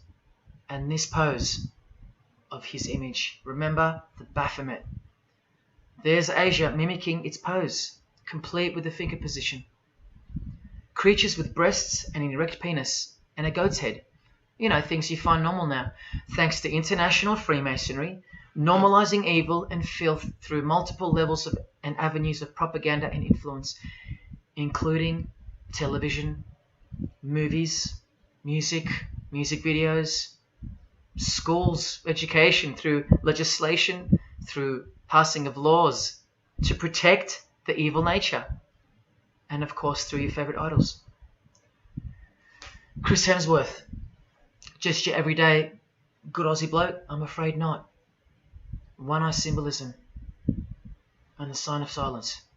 Both of which mean he's taken all the disgusting oaths of Freemasonry under the penalty of death, thus catapulting him over the competition, never to promote Christian values or Jesus Christ again. The 666 hand sign, and now, see how the hand symbol makes sense? Amber Heard, who was married to this Freemason, who's best friends with this Freemason. I told you they only date, marry and associate with their secret society. Here with the 666 over one eye, and this tweet. I think it's a tweet, I don't know. Look at the one eye closed, darkened if you will, and identifying its meaning with the devil's hand symbol. Of course, she camouflages the whole thing with her misdirecting words for the dumb masses. But we can see through that now, right? But look, it's Elon Musk replying. He's a fan of Amber Heard. Or is there more to it? Good sign, he says. The sign of the devil's horns. The fertility god. The sex god. That's what he's referring to. Why on earth would he point that out? You know why. But to be sure, let's go to his wife or girlfriend, Grimes. One eye. And whose eye is it? You know that too now. The God of this world. Who hates Jesus Christ just like she does. 2 inverted crosses of Christ and the pentagram. And what about Elon's mother? Of course, all members of the secret society. Most of us who never even knew it existed. Blink-182, initiated member with some of his secret brothers from the lodge. Vow of silence. Sign of the devil. Cyndi Lauper, all-seeing eye. Vow of silence. the sign of the god of this world. Christian Bale, who thanked Satan at an award show, doing the sign of the master of the second veil, the hidden hand of Freemasonry. Ashley Tisdale, all-seeing eye, social media post, and hanging out with her boyfriend, who proudly wears the satanic cross. You think they belong to the same religion? Of course they do. Bonnie Wright, one eye and the satanic horns. John Cleese, I include him here because he's a well-known hater and mocker of Jesus Christ and Christianity. He got rich off it, and he's a proud Freemason, showing his allegiance. Motley Crue, Nikki Sixx, Tommy Lee, Vince Neil holding a cross upside down, and their album cover. Secretly Freemasons under oath while promoting Satanism in the open, doing their job and influencing the masses to hate Jesus and Christianity and to live a life of sin through seduction of their music. Secret Society member Jimi Hendrix hiding one eye and telling you about the secret powers of music. Nirvana, Kurt, bass player Chris, Dave Grohl, Dave and Jack Black making the sign of the pentagram, a geometric tool used in the magical curriculum, and Dave wearing his upside down cross. Hard to listen to all those beautiful songs he's written now. Courtney Love and her daughter glorifying the symbol of Satan, and Nirvana discovering something on a road trip while covering some numbers up. Proud Satanists, all secret Freemasons. Here's Quentin Tarantino. Now that we know what we know, can you see through this picture to reach its true meaning? The all-seeing eye, whose identity is revealed by the hand gesture, which is 666, with the vow of silence and throwing up the devil's horns, which I hope you can finally see means something. Share. Can this get any more obvious now? The sign of the vow of silence being made with the sign of the devil, telling you that the secret which isn't to be spoken of is Lucifer, right there in front of you. Speaking through signs and symbols, like Confucius said, signs and symbols rule the world, not words nor laws. Cardi B, I just want you to see a few connections between the one-eye symbolism, the 666 hand sign, and the horned God symbol. Eddie Izzard, all-seeing eye, hidden hand, and mimicking the horns of the Masonic God. Oh, but men love the darkness rather than light, as the scriptures put it so solemnly. Look at how precise that statement is. With high-ranking Freemasons loving the darkness so much that they define the darkness itself as light. Watch. In MasonicWorld.com, an article by Worshipful Master John Alexander, who has journeyed from the lower degrees to the high and sublime degrees. This is the religion of our leaders and celebrities, so listen. He writes, every ritual from the high and sublime degrees that I've ever read contains the statement, I beg you to observe that the light of a Master Mason is darkness visible. I put it to you, brethren, that this is the most accurate description of Masonic light that you will ever find. Think about what you just heard, because this is what they learn. Masonic light is darkness. And this is before they enter the real religion of Freemasonry, Satanism. That's why in the high degrees the ritual states to the candidate, I beg of you to observe, meaning to ponder, to contemplate what they mean by the statement. My 32nd degree Grand Master, he never understood. And they don't push you, remember? It's all a screening process to weed out the weaklings who can't handle the truth. The truth that this is how the all-seeing eye sees things. Evil is good and good is evil. Look at what he says immediately afterwards.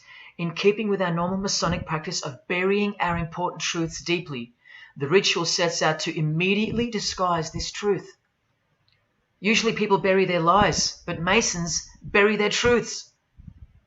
Because their truth is that God is the devil and that we are in hell. So everything has to be flipped on its head in order for things to make sense in this place where lust creates life, where might is right, where compassion is weakness, and of course, in order to succeed. Look here, with another Freemason of the highest degree, Helena Blavatsky. She writes in her book, The Secret Doctrine. Doctrine means belief. So the book is called The Secret Belief.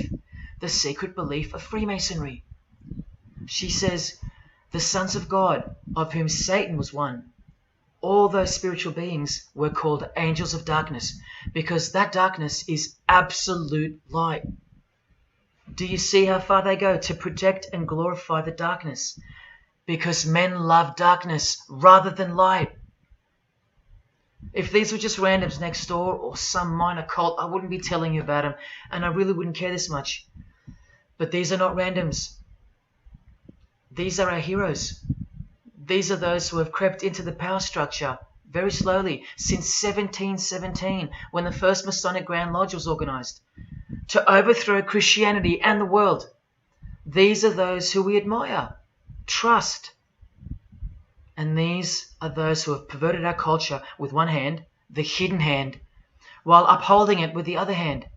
So you can never call them out, because they run charities, nursing homes, and children's hospitals in the open, while they propagate smut, violence, debt, and of course atheism in secret. While a plethora of everyday distractions are endlessly supplied to us through entertainment and news, plowing through our lives. That's political Freemasonry, politicizing everything, including entertainment, supplying you with their heroes and their idols. And now that 95% of the world have been spiritually disarmed by thinking, oh, the world is a good place and Jesus is a myth, they've rigged our infrastructure and they're about to bring it down so they can build up their new world from the ashes. A completely new system of life on this planet is coming. I promise you that.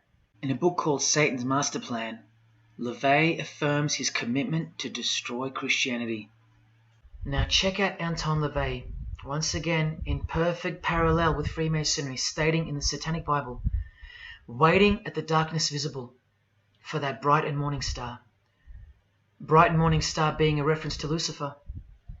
The exact same expression as the Freemason and worshipful master John Alexander that we just heard describing Masonic light. Darkness visible. Identical language. Because Freemasonry is Satanism in disguise. This is what the initiated queen of Freemasonry, Helena Blavatsky, says of the bulk of Freemasons in her book. The knowledge of their members about the full signification of their symbols is nil. And that's of course true to the Freemasons listening. How do I know she's a Freemason? Because her diploma was reproduced on page 66 in Freemasonry Universal, Volume 5, Part 2, in the Autumn Equinox, 1929. And also because she's displaying the Masonic penalty sign, like all these Freemasons. Drew Barrymore, all-seeing eye, vow of silence. And see, the symbol of her secret god. Elijah Wood, one eye, hidden hand of Freemasonry, and the devil's horns. Sammy Davis Jr., the eye of the Freemasons is the all-seeing eye of Lucifer. Because here he is with Anton LaVey, the founder of the Church of Satan. So when you see him hanging with other celebrities like Bill Cosby, can you be sure that they belong to the same religion? Sure you can. I told you they don't hang out with the uninitiated. You think the Rat Pack weren't Freemasons? Well, here's their leader, Frank Sinatra, doing the hidden hand.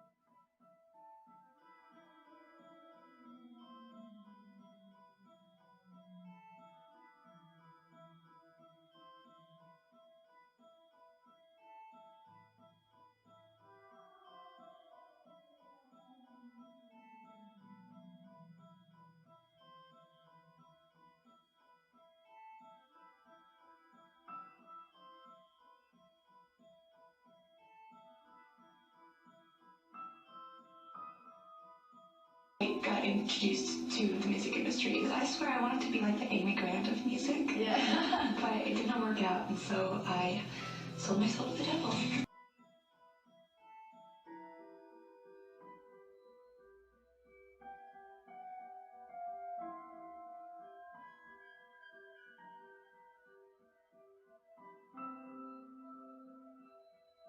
On that, have you considered maybe doing more acting? I only had a few lines.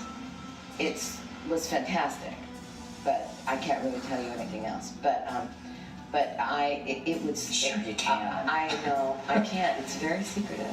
It's a very secret society.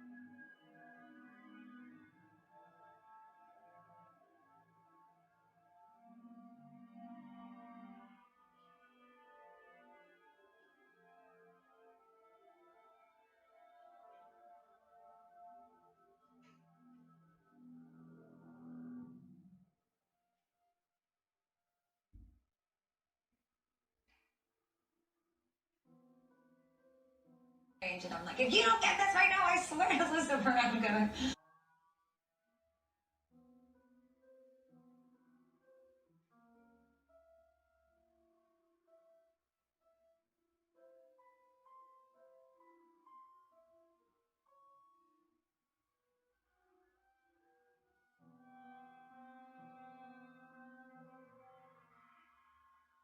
poker facing with your sexuality.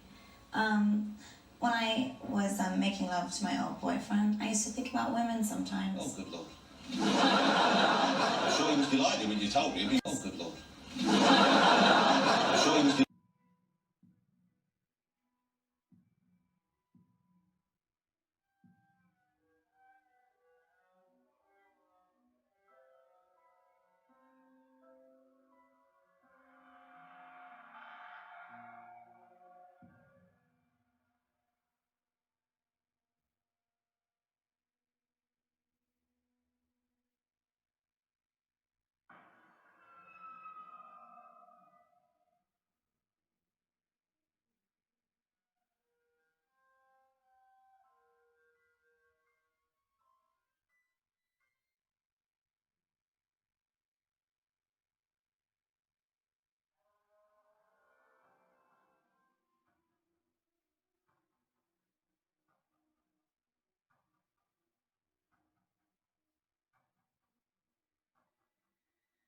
You may feel a small Christ. prick. Christ. Prick.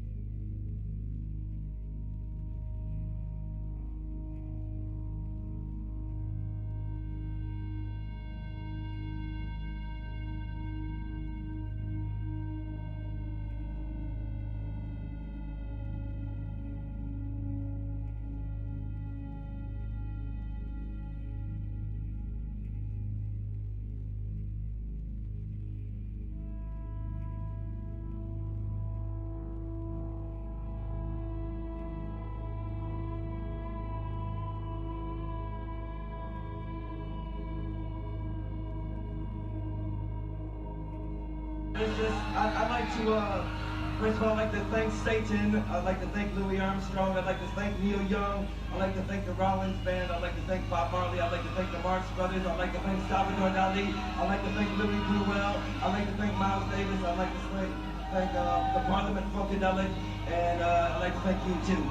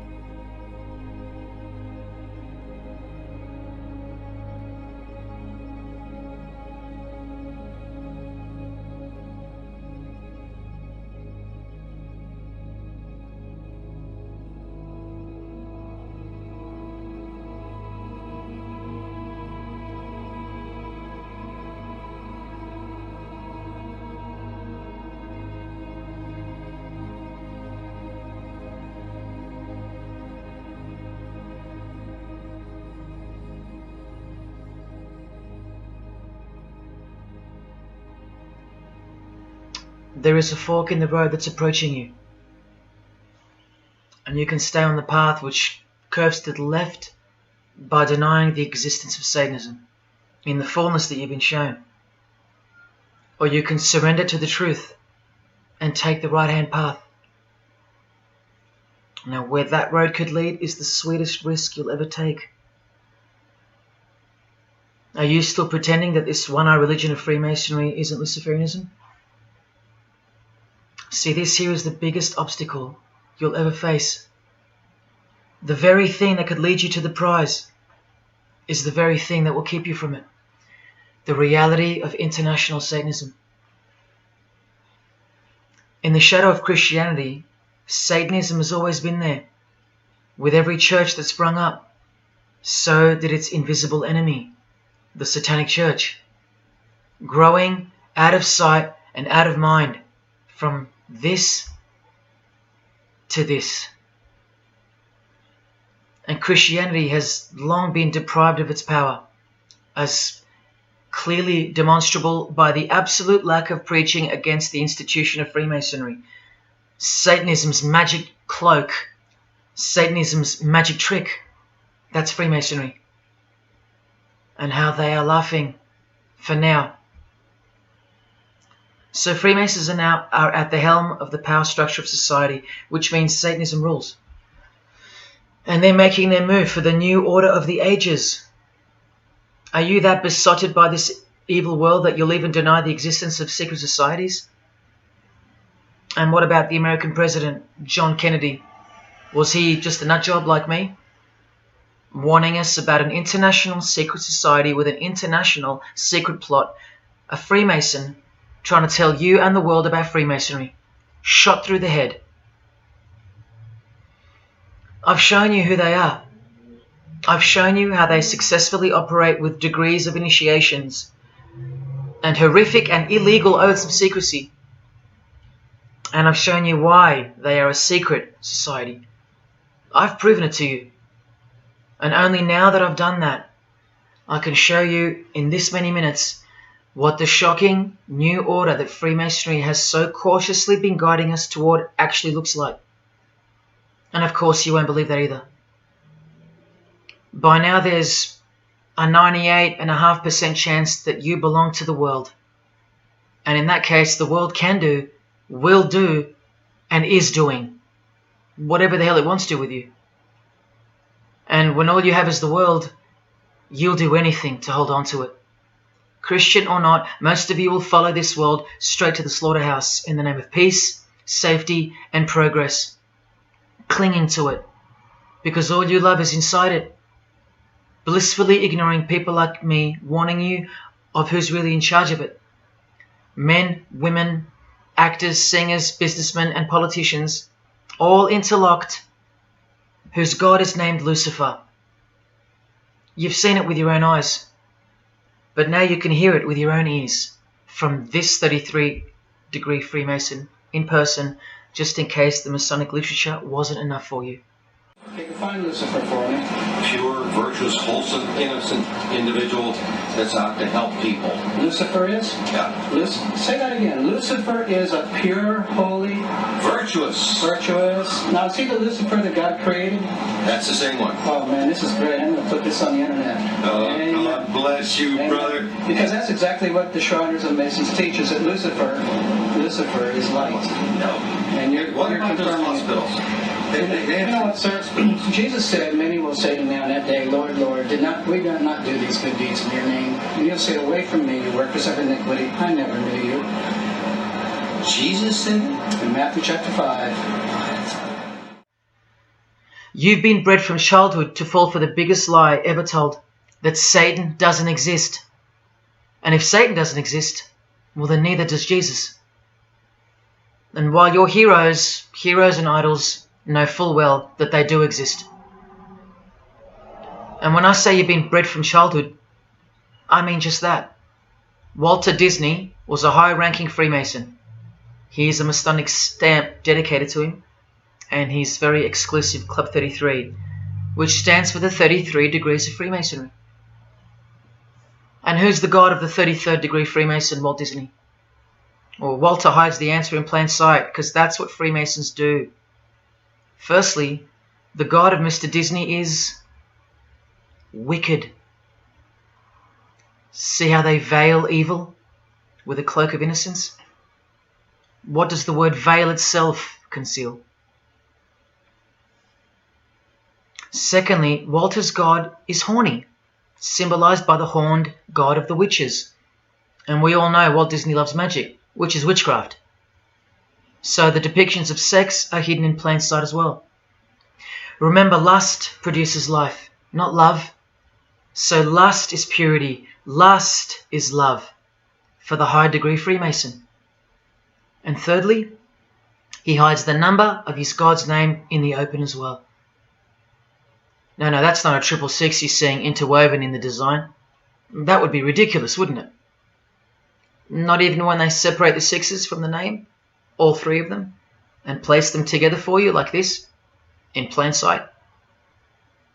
No, not even then will people see. Do you think things are any better 50 years later? Here's the Eye of Lucifer in the Nickelodeon channel, and his lightning flash. Remember what they actually believe about Satan. From Freemason Helena Blavatsky's book, The Secret Doctrine, meaning the secret belief. Who is Satan? He is the angel who was proud enough to believe himself God, brave enough to buy his independence at the price of eternal suffering and torture, beautiful enough to have adored himself in full divine light, strong enough to still reign in darkness amidst agony. Helena Blavatsky is suggested as recommended reading by the Encyclopedia of Freemasonry right here. And the Grand Pontiff of Universal Freemasonry, speaking of Lucifer, Satan and the Devil on page 407, writes that to the initiate, the devil is the instrument of liberty or free will. That's who Lucifer is to them, okay? To show you how little you know of who you're dealing with and the extent of this religion's influence and power, not to mention their plans, let me jump ahead for a minute. Watch this. This is Lucius Trust. The Lucius Trust is a non-for-profit service organization incorporated in the United States in 1922, and their objective from Lucius Trust website, dedicated to the establishment of a new and better way of life for everyone in the world based on the fulfillment of the divine plan for humanity. The divine plan. A new way of life, like a new world system, like a new order. Now, you want to see who they work for? The Lucius Trust has consultative status with the Economic and Social Council of the United Nations. The United Nations, the UN. They consult the United Nations of the world. They advise the United Nations of the world. Now look at this. The Lucius Trust's publishing company was founded in the early 1920s as Lucifer Publishing Company. The Lucius Trust says that the name was probably chosen to honor Lucifer. What on earth does a modern day consultant to the most powerful and progressive force engaged in uniting all nations under one banner, the UN, have to do with the fallen angel of the Holy Bible? The one that Jesus Christ told us would manifest on earth as a world ruler, to deceive the whole world into a new world system. Yes, that angel. Why on earth would they honor that angel? Well, that's easy. They were founded by Freemasons. Incorporated into the United States by Alice Bailey and her husband Foster. Well, here's a book written by Foster the Freemason, The Spirit of Freemasonry, published by Lucius Press, also known as Lucifer Publishing. And one last thing, if you dig a little, you'll find an article on their website, The Esoteric Meaning of Lucifer, on a modern company website with consultative powers to the United Nations of all things. Wow, I really hope you're seeing this. In the article, it states that the Baileys had enormous respect for H.P. Blavatsky, who stated in her renowned occult book, The Secret Doctrine, on page 245, in the chapter called Holy Satan. It is Satan who is the God of our planet and the only God.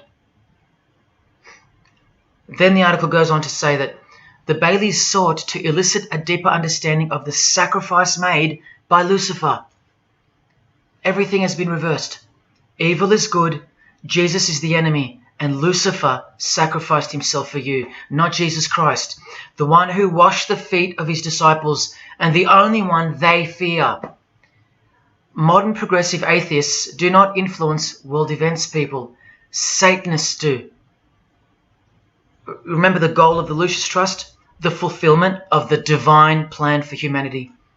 Yeah, the divine plan exposed by Jesus Christ in the Gospels. Hence their war on the Bible and the abolition of it from the school system and even from modern Christian churches who dare not preach from the book of Revelation. Your most highly evolved and contemporary leaders of society secretly believe that in the theosophical perspective, the descent of these solar angels was not a fall into sin or disgrace, but rather an act of great sacrifice.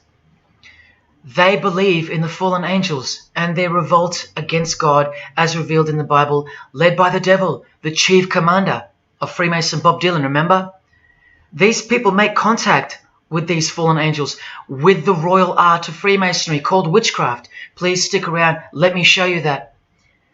How many solar angels does the Bible say followed Lucifer out of this heavenly realm?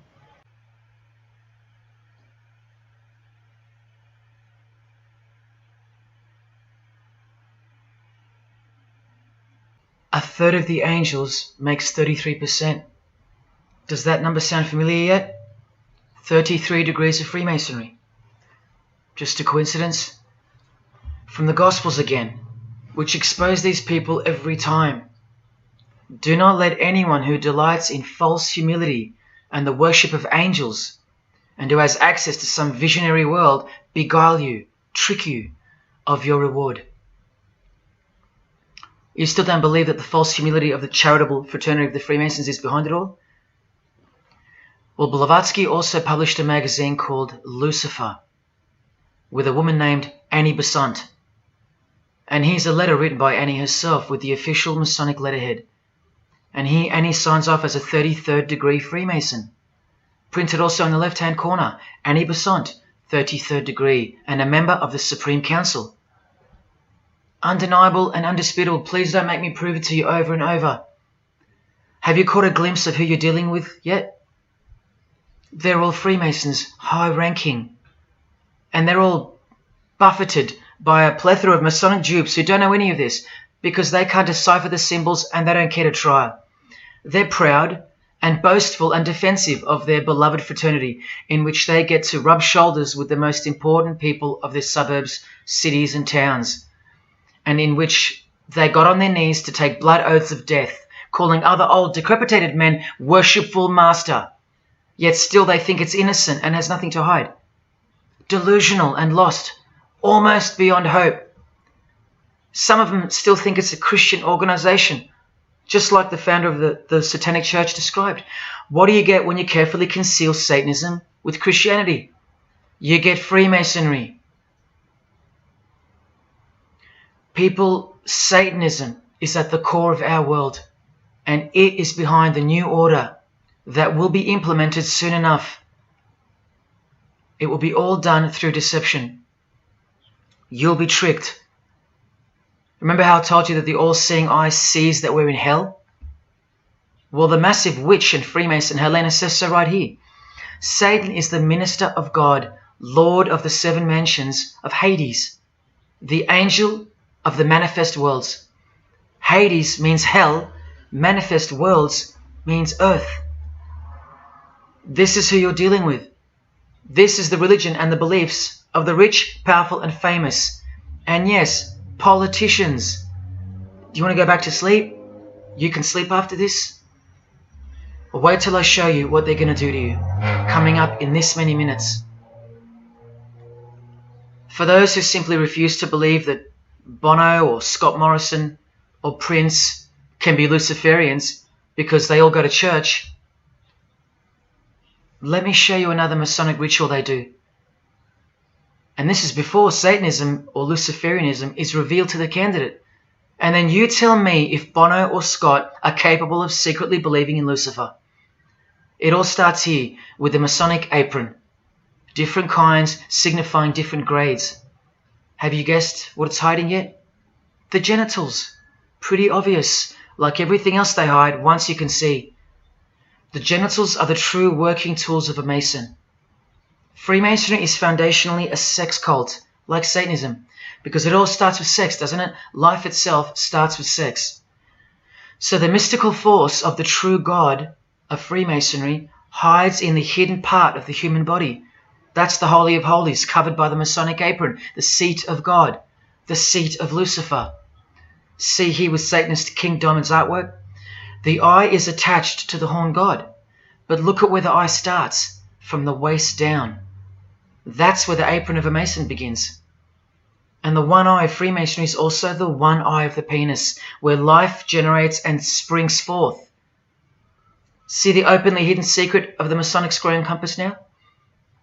You're looking at the sex act. That's the female in missionary position, and that's the male mounting her. The sex act. And the eye in the middle, with these emanating rays, is the orgasm and the ejaculation of the penis. See life shooting forth. That's how they see the sun and the earth too. The sun is the visible penis of their true God, shooting forth life continually. The light itself is the mystical sperm of the God of this world.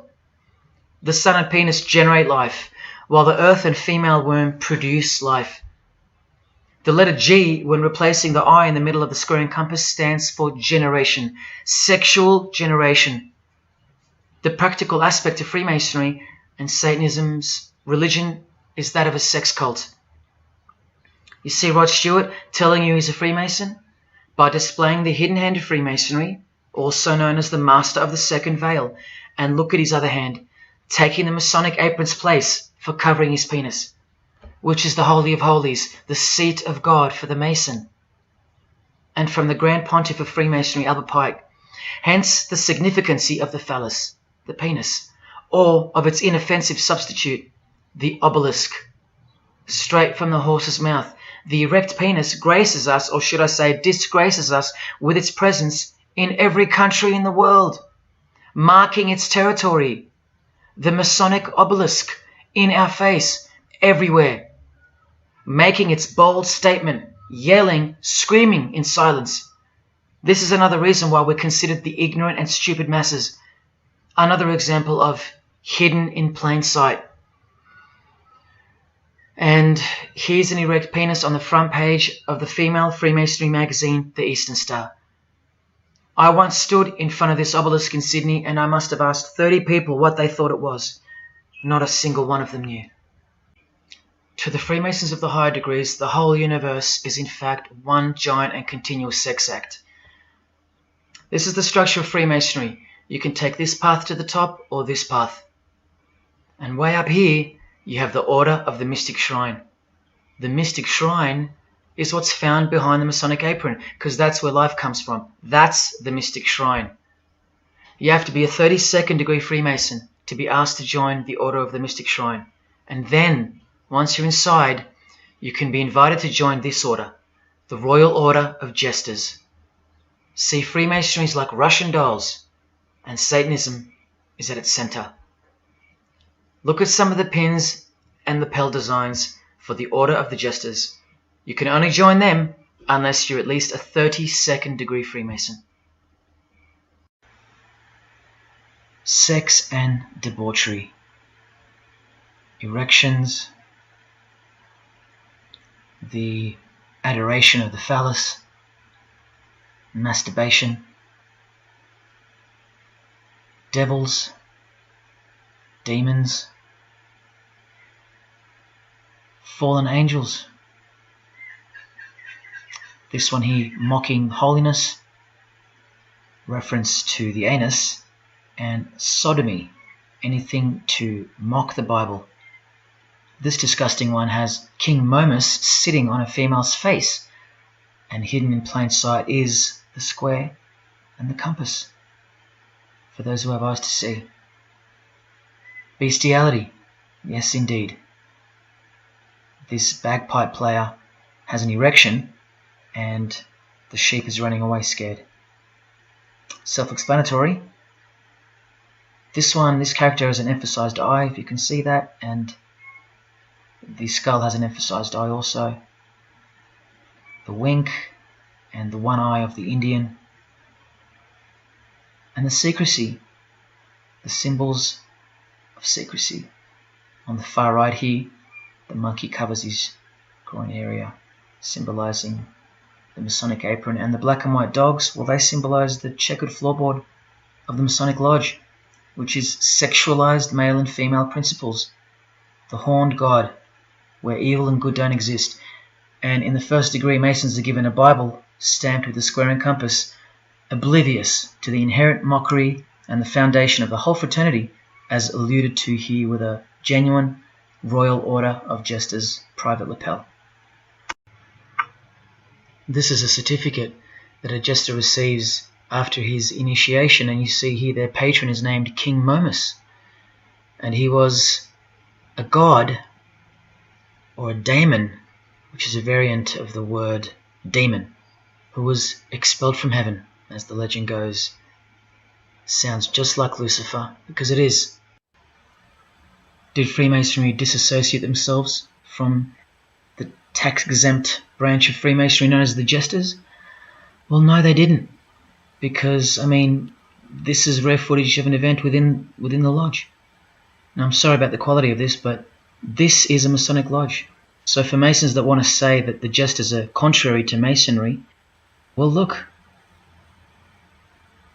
at these dirty old men, masters of the lodge, with sublime morals, all married, probably all have daughters and granddaughters, yet still this, inside the lodge.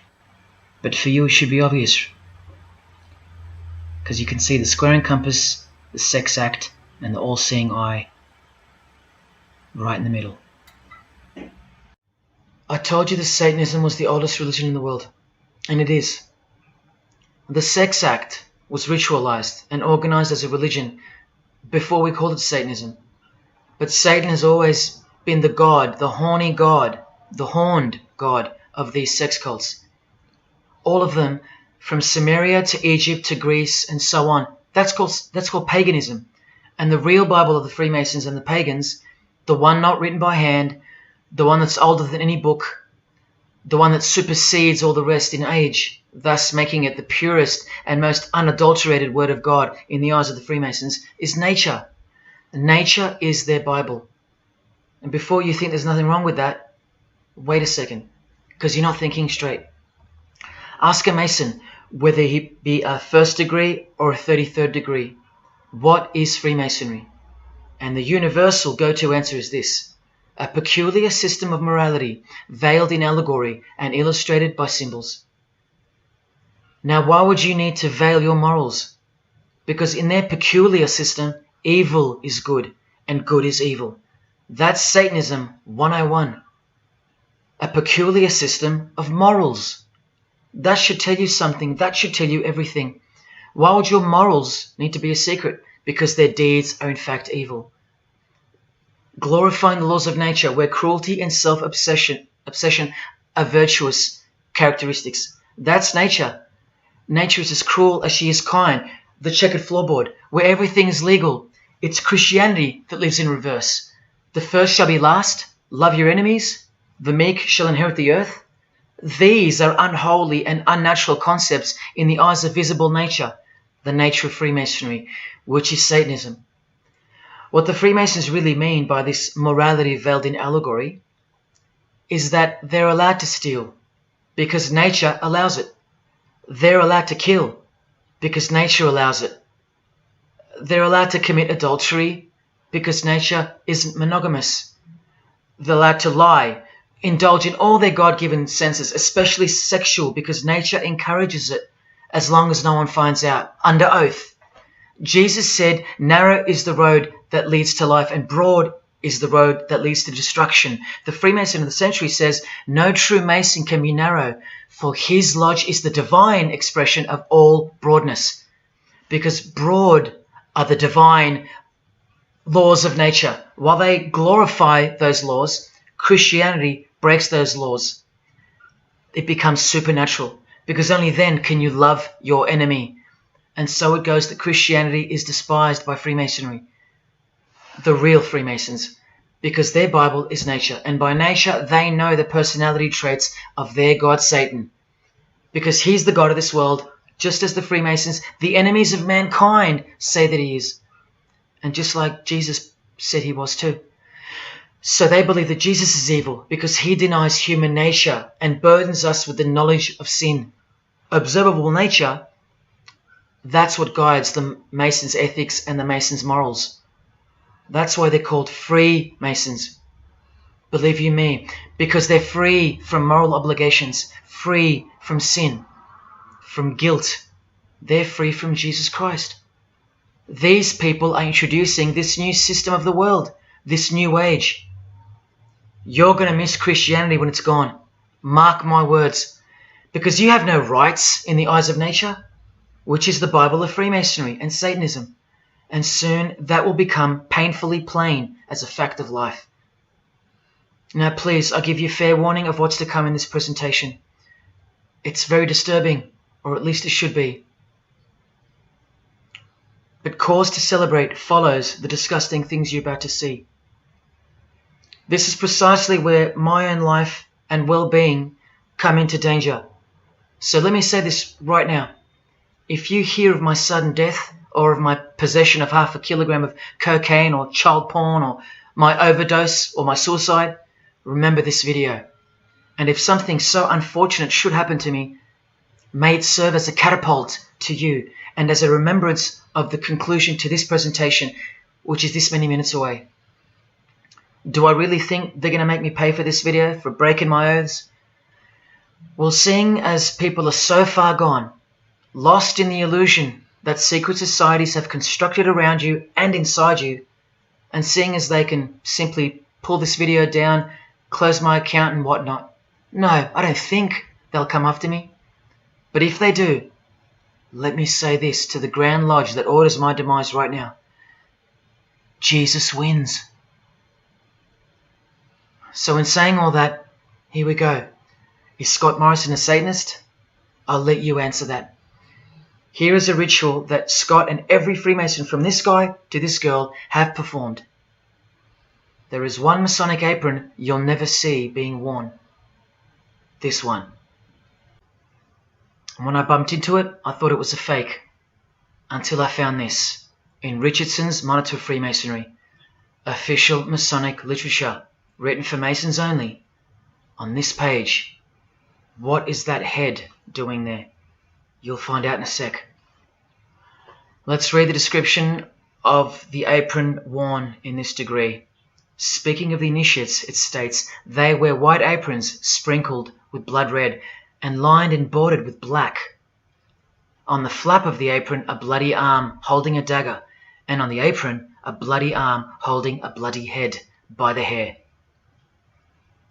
Now this is why there's an illustration of a decapitated head. And this is going to become to a bone-chilling conclusion. So during this ritual, the candidate removes the blindfold and discovers a basin of water with a tumbler beside it. He is also astonished to find a human head lying on the floor. The master of ceremonies returns and directs the candidate to take up the knife in his right hand and the head in his left. Yes, this Pope, this rock star, this pop star, this actor, this actress, and this beloved Prime Minister.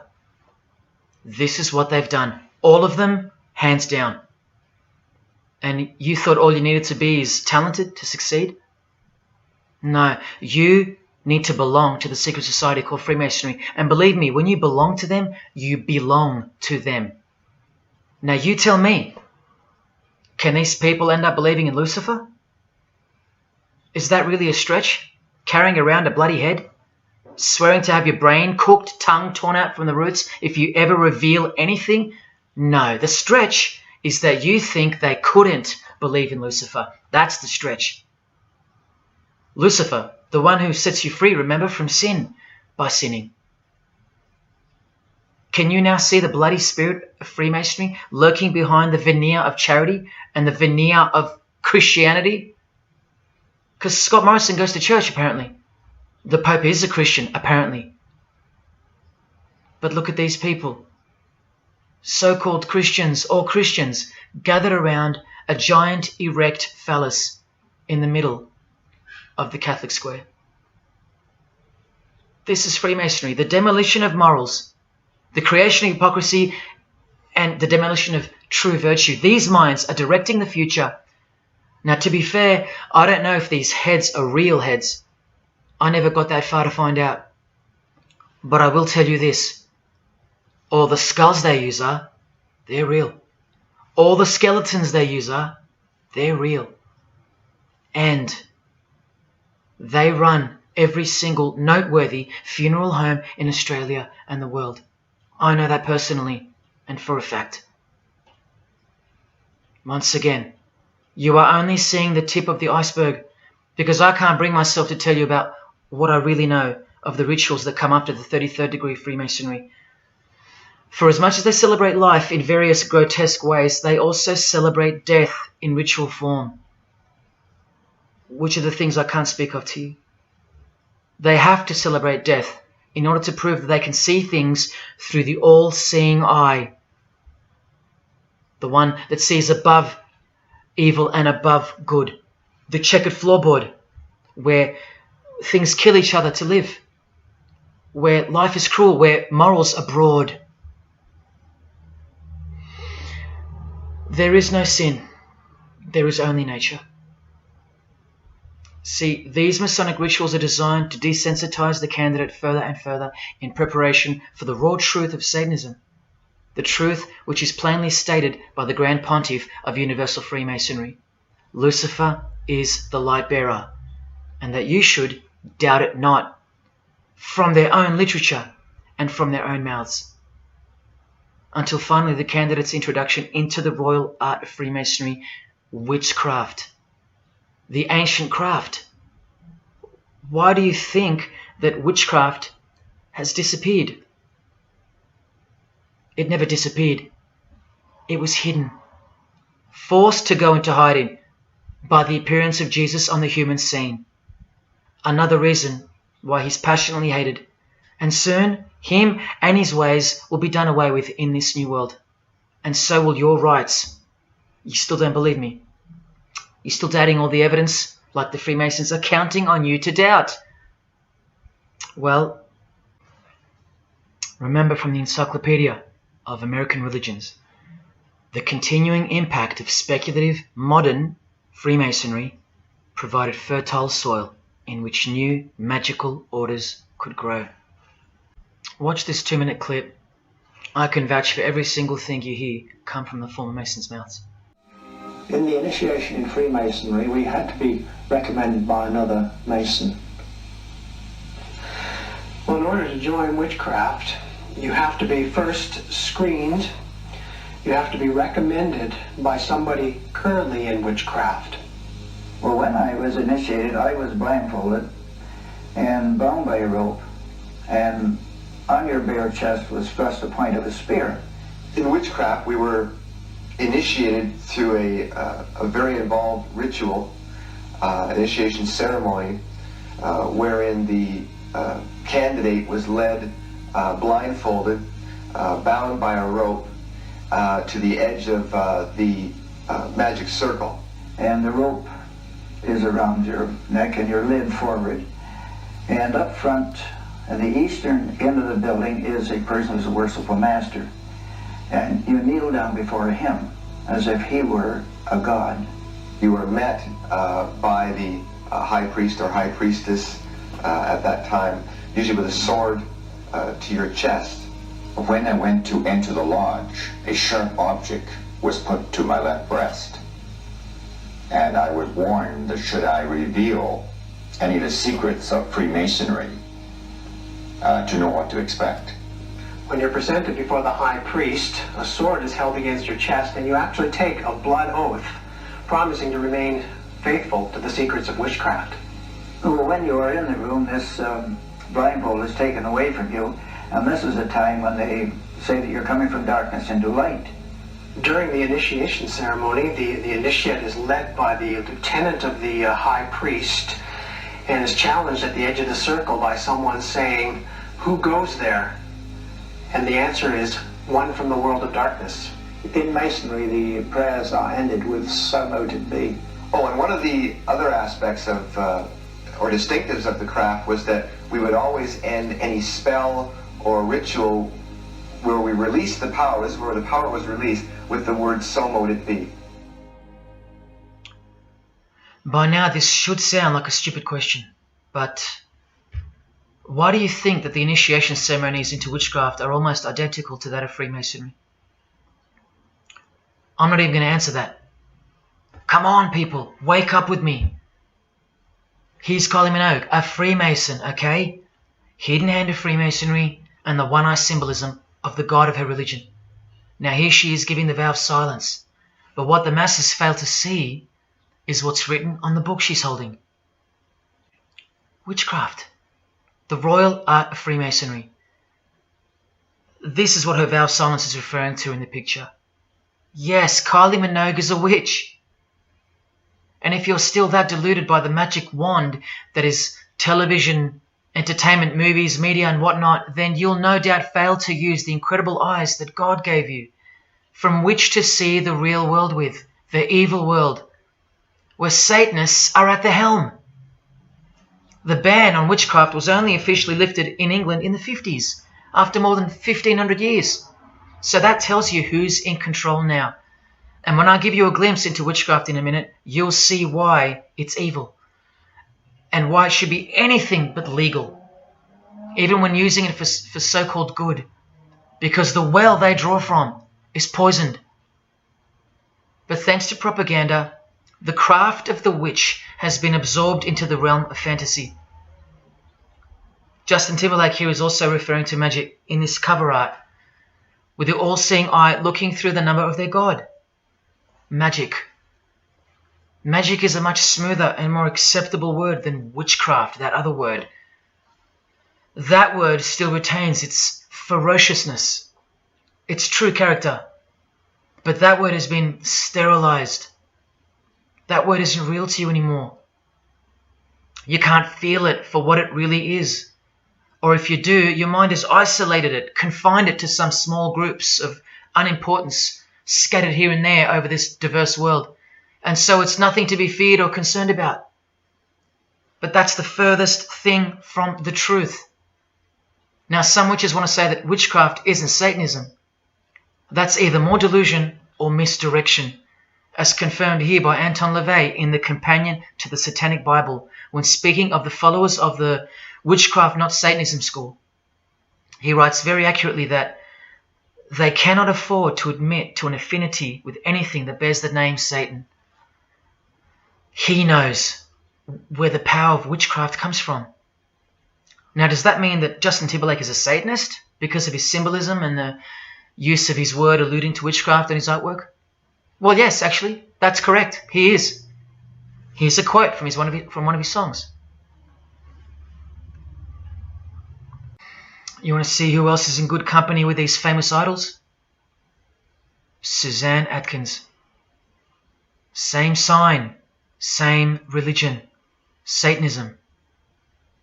Do they all have to admit it in the English language for you to believe me? Or can the symbols they use finally be enough for you? Look at what another legendary Freemason, Arthur E. Waite, states. Out of evil comes good. And the confusion of tongues gave rise to the ancient practice of Masons conversing without the use of speech. Out of evil comes good, so it's good to do evil. That's what he's saying. See, I'm trying to include you into the conversation that the Freemasons are having with each other in public via symbolism, unbeknownst to you. Listen to what famous US footballer Tom Brady said regarding his wife. So, man, I listened to her.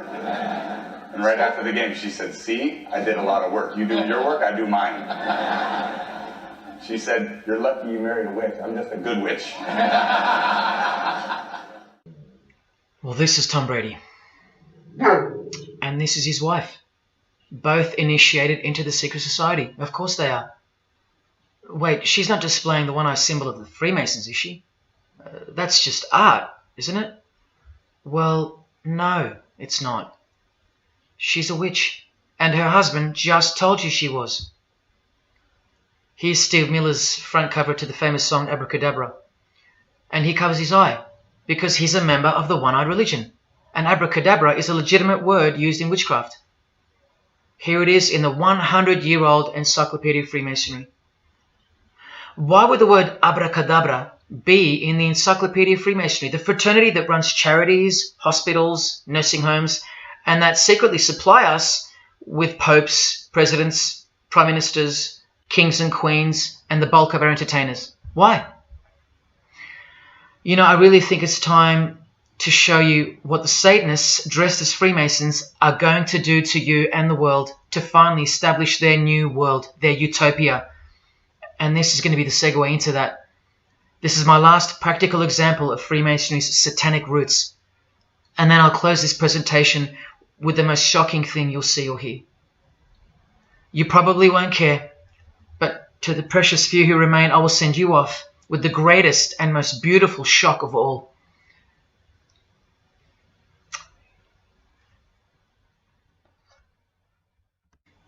This is Jay-Z inside his Masonic Lodge. You could see the Masons in aprons in front of him. This is where Jay-Z takes his sick oaths of silence, kneels down in front of other men, and calls them Most Worshipful Master, an appalling title to give to a man on this planet. Jay-Z the Freemason writes songs like this. This one's called Lucifer. And in Empire State of Mind he writes, Jesus can't save you. Life starts when the church ends. Oh, but he can save you, Jay-Z. He can even wake you up just before you collide into a concrete wall doing 120 kilometers an hour. I should know. This is fellow member of the craft Alicia Keys, who sings on the track. Here she is, showing her allegiance and wearing the broken and bloody cross of Jesus Christ, the occult peace sign, pure hatred for Jesus. There is peace when your conscience has been killed, seared to sin, and you can indulge to anything, a false and temporary kind of peace, no doubt. Here's a shot of Jay-Z's clothing line, purely Masonic, The Craft. Well, this is the craft he's referring to. This is him with well-known witch Marina Abramovich, also showing her sign of allegiance to Freemasonry. Now here we go. Here's Jay-Z wearing a most revealing top and the dead giveaway that you need to see behind the curtain of Freemasonry. Do what thou wilt.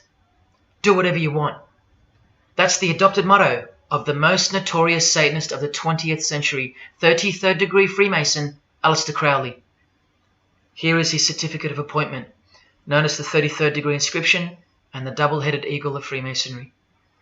And here, next to his name on the certificate, including the symbol for a Grand Commander of Freemasonry, as shown in their encyclopedia. But to really confirm that he's a Freemason, here he is doing the Masonic sign of the Master of the Second Veil. Now here's a legitimate letter from Aleister.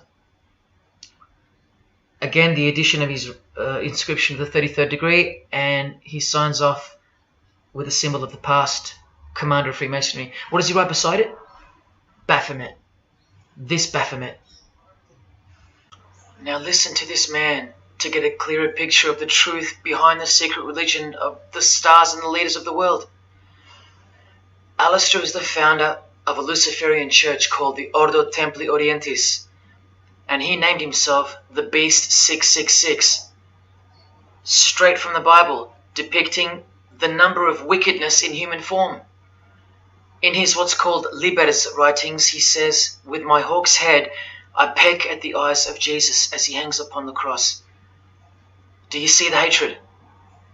You think they don't hate you too? Keep watching.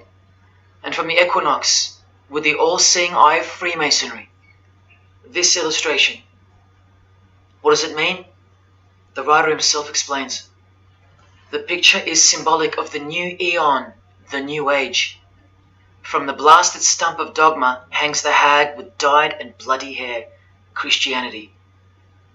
There's a massive glimpse into the New World Order that's coming. Keep watching. And down here, do what thou wilt is the true nature. The true nature, remember? The broad morals. There is no such thing as evil. So do what you want. Can you see the Masonic future yet? Can you see the hidden hatred that pulses through its veins? If they believe in do what thou wilt, what do you think they will do to you? And what do you think they'll do in order to build this new world? This is from a commentary on his book of the law. The Beast 666 adviseth that all children should be accustomed from infancy to witness every type of sexual act. Do what thou wilt. And what about the royal art of Freemasonry? Magic is the highest, most absolute, and most divine knowledge of natural philosophy. What a statement. The highest, most absolute and divine. Well, let's have a closer look into some of the more hidden secrets of the most divine natural philosophy known as magic. Any living being is a storehouse of energy, varying in quantity according to the size and health of the animal. At the death of the animal, this energy is liberated suddenly. The animal, therefore, should be killed within the circle, within the magic circle, so that energy that's released can be captured and directed to serve the will of the witch, male or female. This is a science, a hidden science. But now hear this, coming from a 33rd degree Freemason, and don't you forget that. For the highest spiritual working, one must accordingly choose that victim which contains the greatest and purest force, a male child of perfect innocence and high intelligence is the most suitable sacrifice. Can you see? This is who Jay-Z is quoting on his top. This is who this Jonas brother holds in high esteem. This is who the Beatles have on their front cover as a figure they admire. No, worse, they put at the top. This is the same picture of the front cover in a mirrored form, and after some kaleidoscoping, you'll find this. Fellow Freemason Aleister Crowley sits at the top, and down the bottom there even appears the phallus with the testicles, and up here the vesica Pisces, also known as the vagina. Does this picture make more sense now? All Freemasons, yes indeed. And by the way, that's where Jay-Z got his symbol from Satanism, as portrayed here by Satanist and Freemason Aleister Crowley and by Satanic Church founder Anton LaVey. Does anyone still think that Freemasonry isn't Satanism in disguise? Let's finally take a peek into the royal art of Freemasonry. And this is the briefest way I can show you from the complete book of magic and witchcraft. This is a practitioner's manual, not from some bogus author trying to expose witchcraft. Just so you can get it through your head that this is real and this is protected. The writer or compiler of this God-forsaken book warns the reader that the recipes may seem disgusting, that the knowledge revealed has been forbidden, and has caused suffering and death to witches and the victims of witches. You don't think witchcraft was a serious menace in times past and present? Come with me, and I'll show you how bad this menace actually gets, as the world's most powerful and secret religion moves ever closer to fulfilling its biblical destiny, and it will. Close your eyes or not, it will fulfill its destiny. Firstly, let's connect this sick art straight to modern Freemasonry with the word abracadabra, both written in triangular form, from the Manual of Witchcraft and from the Encyclopedia of the Secret Society that your Prime Minister belongs to. And just like high-ranking Freemasons, male and female witches also drink out of a human skull. But here the practitioner drinks wine, in which they first dissolve or boil the brains or heart of an animal, before consuming it all from the human skull. In this ritual, the initiate is instructed to drink in the night at spring water, out of a skull of one that hath been slain. That's right, out of the skull of a human who's been murdered or sacrificed. Otherwise, eat a pig with a knife that slew a man. Please don't turn away. Look straight ahead and open your eyes to the planet you are on, because the real monster under your bed doesn't actually go away when you close your eyes. In other rituals of the craft, you burn a rooster while he's alive. With the use of a poisonous plant used in ointments and potions of witches, you can assure death and destruction on a victim.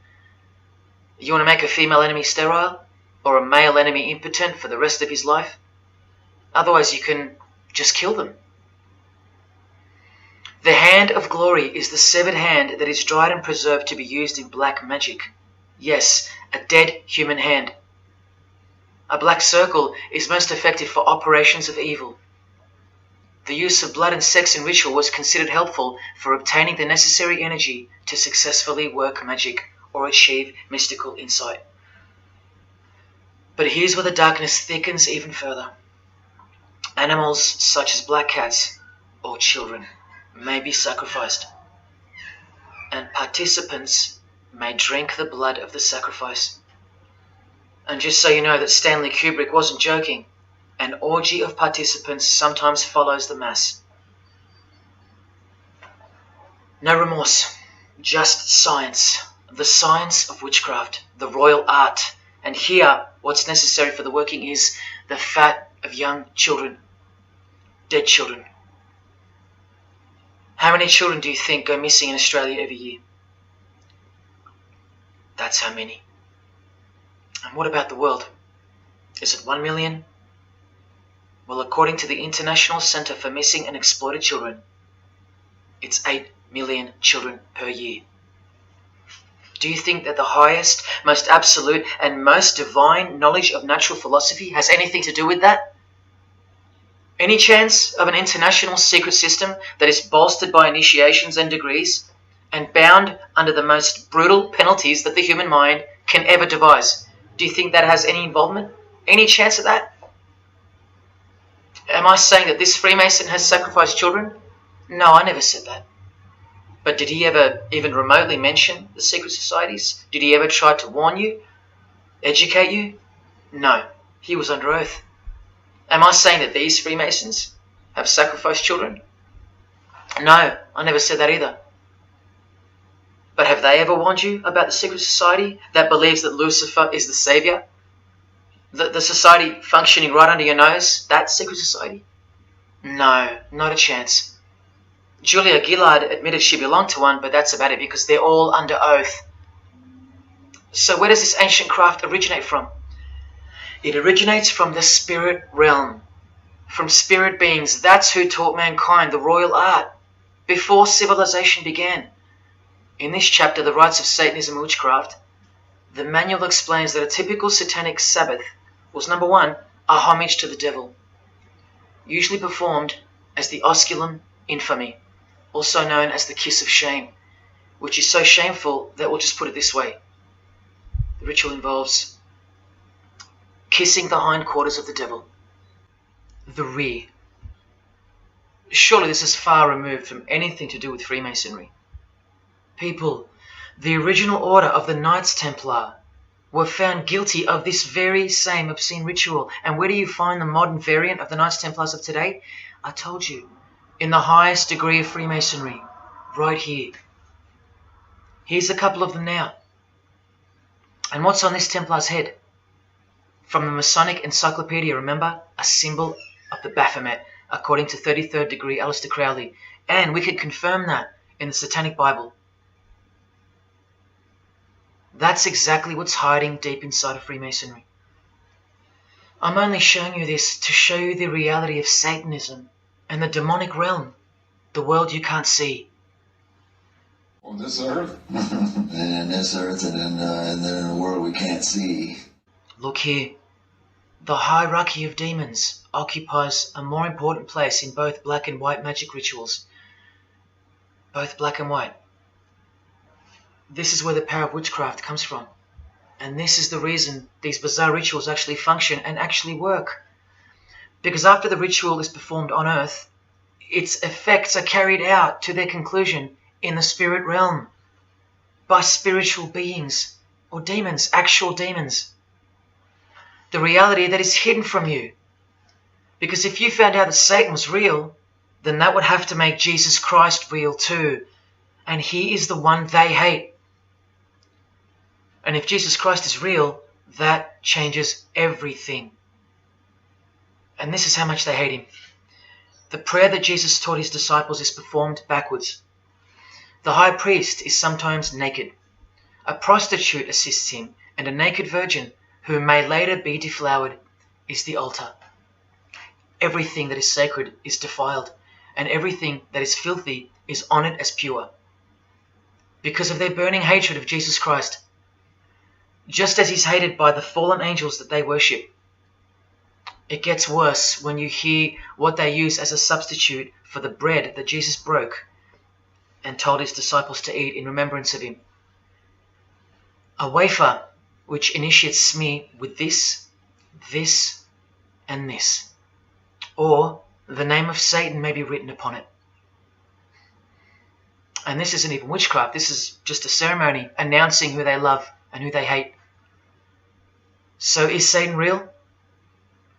It continues to state in the hierarchy of demons at the very top, Satanakia, whose title is the Commander-in-Chief. What did Bob Dylan, the Freemason, call the one he made a bargain with? Should I ask who you made the bargain with? with the chief commander. Same title, Commander-in-Chief, Chief Commander. Are you following? But watch this. In case the darkness is getting a little too thick and encompassing for you, let's shine a little light. The true light that only the Gospels can supply. Speaking to us humans and revealing something about Satan, the Gospels state, you follow the spirit of the age in this world system as dominated by the commander of the spiritual powers of the air. Satan, the god of this world, the commander. You still think the Gospels are wrong or fake? See, Satanists know that the spirits also live in the air, just as the Gospels reveal. You can summon any of these demonic spirits by name if you possess the royal art. Who do you think this figure on the front cover represents? A magician who is inadequately prepared and cannot attain his desires may seek the aid of Satan. That's who this is. Now that you know, hopefully for a fact, that these are people at the top of the human food chain. Do you think they'd be fooling around with stupid fairy tales? No, witchcraft and Satanism is absolutely real, hence their earthly power. This demon here, fifth in the pyramid structure, holds the title of Inspector General. And what's the title of the highest degree in Freemasonry, who exists in every local lodge in every suburb, a suburb near you? Inspector General. Same title as the living demon. Do you believe me now? You can even conjure Lucifer himself, or be Beelzebub, who the Gospels call the Prince of the Devils. Both of whom are listed as superior spirits in this book of witchcraft and magic. I can show you so much more from this disgusting book, but I'll cut it off here with the seal of Saturn, a demonic sigil from the complete book of magic and witchcraft. And this is his seal. Can you see? Do you see? This is the society that lives amongst you, above you. The one-eyed religion of Freemasonry, hidden right in front of those who have their eyes wide shut. I'm going to now show you what that world that they are building, from the ashes of the one you're currently living in, looks like. But lastly, to drive this business of blood sacrifice home, here's American rapper Azealia Banks with the 666 hand sign, and now over the all-seeing eye in her video, the eye in the triangle of the Freemasons on her shirt, and the devil's horns, her liberator, her master, her commander. And now displaying the secret society vow of silence. Along with that, the last brief glimpse into the highly concealed royal art of Freemasonry. The amount of crap that's about to come off my floor right now, guys. Oh my god. 3 years worth of brujeria. Yes, you know I gotta scrape all this shit up. And what does brujeria mean? You know what it means. Witchcraft. Azealia Banks, the witch, with her eye in the triangle shirt, and the logo of, for example, the Grand Lodge of Freemasonry in Spain. one and the same symbol. The logo of the Fraternity of the Freemasons and the logo of this Church of Lucifer. The one eye. One and the same symbol. Freemasonry has deceived you. Yes, people, now you know how Satanism has functioned out of sight and out of mind. You still think there's no such thing as witchcraft? Or that it only existed in the olden days? You still think that blood isn't a part of the royal art? You still think that local Masonic lodges of the world are not filtering systems for Satanists and a cloak for organized Satanism with a grand master plan for the world? You think there's nothing to the blood sacrifice of Jesus Christ? After seeing all this and the Azealia Banks clip, and after realizing that there exists a hidden and guarded science of the art of blood sacrifice, you think there was no science behind Jesus' crucifixion, a deeper reality that we can't see or understand? You think Jesus didn't know what he was doing? Or are you one of those who still think he didn't exist? Tell me, how can they hate something that doesn't exist?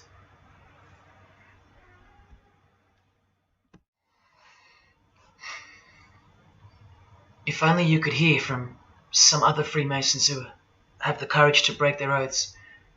But you won't. You won't. This is probably it. But I once heard from a Freemason, an honest one, in about 2016, after I posted this picture on Facebook. He knew. He knew the truth. Just like you do now, or just like you should. And he wrote to me, and he said, by the time we are done, every church will be a brothel. Well, in case you think that that's impossible, this is a fashion show that was held in a church, a real church, and it was organized by high-ranking Freemasons, who you will see now to be Satanists. Designed to be a heart-wrenching mockery and a colossal sign of the times, this event. Just so you know, it's a Masonic production.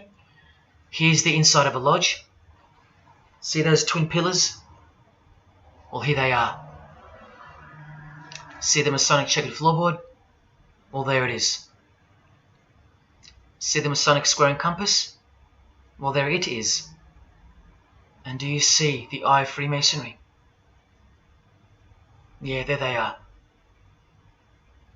The lower square in the square and compass has been disfigured so that as to not make it too obvious. But now that we've established that, here is the spirit of Freemasonry, as displayed through just a few of the models. This one wears the horns of the Baphomet, the horns of Satan, with his all-seeing eye in the background. More horns. This model wears the all-seeing eye, as does this one. And this disgusting thing with another huge all-seeing eye of Lucifer in the background. Then there's this, with a satanic pentagram on her face. And finally, this male model in a skirt with two satanic inverted crosses of Jesus Christ on his top in a church. Oh, the morbid victory of the Freemasons. Unstoppable. For now. When people like Lady Gaga cover one eye while wearing an inverted cross, and you don't see the connection of the one eye symbolism to Satanism, then your observational skills have been compromised. In the span of 2 days, I saw these ads in my local shopping centre. And that alone tells me that the satanic age is here, manifesting all around us, seemingly invisible, while you look straight ahead through the symbols. Just like the initiation process of the secret societies themselves, society at large must be incrementally introduced and seduced into further depravity and self-love. And haven't we been slowly but surely perverted over time, degree by degree, until we think that men dressing as women is beautiful and healthy, anal sex is a form of expressing love, the sick world of pornography is considered as liberating for women and men, and protected by free speech. In California, babies are allowed to be aborted after birth because it's a woman's choice. And that's not considered murder. A world where we should applaud young children like Desmond is amazing, cross-dressing while he dances for gay men at a gay bar on a podium because he's paving the way for the kids of the future. And we should get shamed, fined, and even jailed if we point out that this is sick, sinful, and dare call it evil, which is what it is. What spirit is behind Desmond is amazing? Oh yeah, an evil spirit, no doubt about it. You think Freemasonry and their peculiar morals aren't behind the decline of Christian morality and morality worldwide? It's all by design. The Masonic war on Jesus and the Christian social structure, generally undetected by human perceptions, and still people will write to me and comment on how absurd what I've said is. A cloud over the eyes of their heart. Well, I tell you this, there is no bigger axe that has ever been grinded than the one Freemasonry grinds. Because the appearance of Jesus Christ pretty much destroyed their religion, drove it underground, and they will have their revenge. Soon you're going to see it. We've all been initiated into the lowest levels of materialistic Satanism under the banner of secular humanism. I know blokes who think that life's great, mate. Life's terrific. Life's what you make it. Evil, Lucifer, Satan, these are just words that Christians invented to help them sleep better at night. There are no cults. There are no conspiracies. John F. Kennedy's speech about secret societies plotting against the world, that's not relevant anymore. That's history. There's no such thing as Satanism amongst civilized people. Oh, children, when darkness comes to your door, takes your wife, takes your health, your job, your home, your freedom, your children, then you call out, oh my God, this is evil. Why is this happening to me? Well, here comes the darkness. Here comes the evil. You want to know what the New World Order looks like? You want to know what the future holds? You want to know what horror is coming to our planet? As Jesus told us, for then there will be great distress, unequaled from the beginning of the world until now, and never to be equaled again. Ladies and gentlemen, welcome to the Masonic New World Order. These are the mysterious Georgia Guidestones, also known as the American Stonehenge. They are a set of granite monoliths which were constructed in 1980 and funded by an unknown and anonymous group and commissioned by a man using the pseudonym R.C. Christian. On a ledger beside the monument is written, "Let these be guidestones to an age of reason." Here we have a reference to a new age. With this, we get a clue as to the spirit behind the structure. The Age of Reason happens to be the title of a book by Thomas Paine. Now, you can colour him any which way you want to, but whichever way, one glaring colour shines through. Thomas was a hater of Christianity. That's the second clue to the spirit behind the Georgia Guidestones. The third is the fact that the Guidestones feature as what could be seen as a replacement to the Ten Commandments of the Christian God with the new Ten Commandments of the New Age. Because I will not steal, cheat, lie, kill, and so on. They're just, well, too narrow for the New Age, for the Age of Reason. Clearly designed to be a take on the biblical commandments, being 10 in number. They are all very vague indeed. But anyone can ascertain the horror that must first take place before this New Age can begin by looking at the first guideline. Because this one's not vague at all. Maintain humanity at under 500 million. That's right, a reduction of at least 7 billion human beings would be necessary for that. This thing cost the equivalent of $500,000 to build, and the street it's located on is named after it, so that tells you how much reach its creators had. Its presence alone is a disgrace and a declaration of execution to most living people alive today. But let's go on to the fourth clue as to the spirit behind these monuments. the monuments outlining the Age of Reason. The name R.C. Christian, the so-called person who commissioned the building of these giant slabs, anyone who's versed in secret societies or is a high-ranking member themselves would instantly recognize the pseudonym as a reference to the secret society known as the Rosicrucians, which is just another secret society branch that exists under the umbrella of Freemasonry, which is an extension of all secret societies of the past and is now the mother of all of them. In this Masonic website, Worshipful Master Wynne Westcott urges the Freemasons to consider their status as Rosicrucians. The RC stands for Rosenkreuz. Christian Rosenkreuz is the mythical founder of the Rosicrucian order. And as impossible as it is for me to prove that Thomas Paine himself, the writer of Age of Reason, was a Freemason, he did also write this book, The Origin of Freemasonry.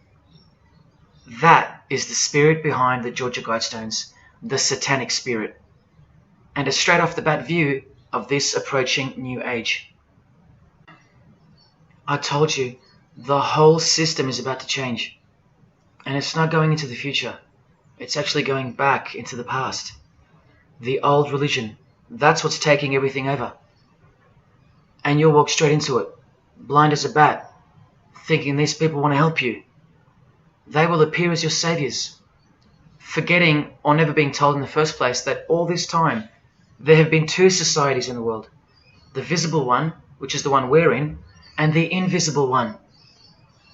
Remember that the invisible one considers you profane, vile, and vulgar. Why on earth would they want to keep you around? In a book I can't mention written by them, people are referred to as useless eaters. We've become excess inventory, redundant, and past our use-by date in their eyes. Think about this. According to a prediction by information technology and research advisory firm Gartner, 1/3 of jobs will be replaced by software, robots, and smart machines by 2025. That's 4 years away. Google engineering director Ray Kurzweil anticipates that robots will have reached human-level intelligence by 2029. And by 2050, 80% of all jobs will be eliminated by automation. What on earth are you and your family good for then? What do you think the secret society will do to the vile multitude then? The utopia is coming, but it ain't your utopia. You still think that by the measure of the minds of international Satanism, you should be kept around? This excess baggage that the bulk of society has become? No, no, no. The new age is dawning. And generally speaking, you're not invited. It'll just look like you are. Remember that Charles Darwin, the Freemason, is listed as an influential figure in the Satanic Church. So mass murder and mass death are natural and necessary themes in the name of evolution, an artificially induced evolution into this. He is the same image in real life in Eilat, Israel, seemingly unrelated to the seal on the US dollar bill, right?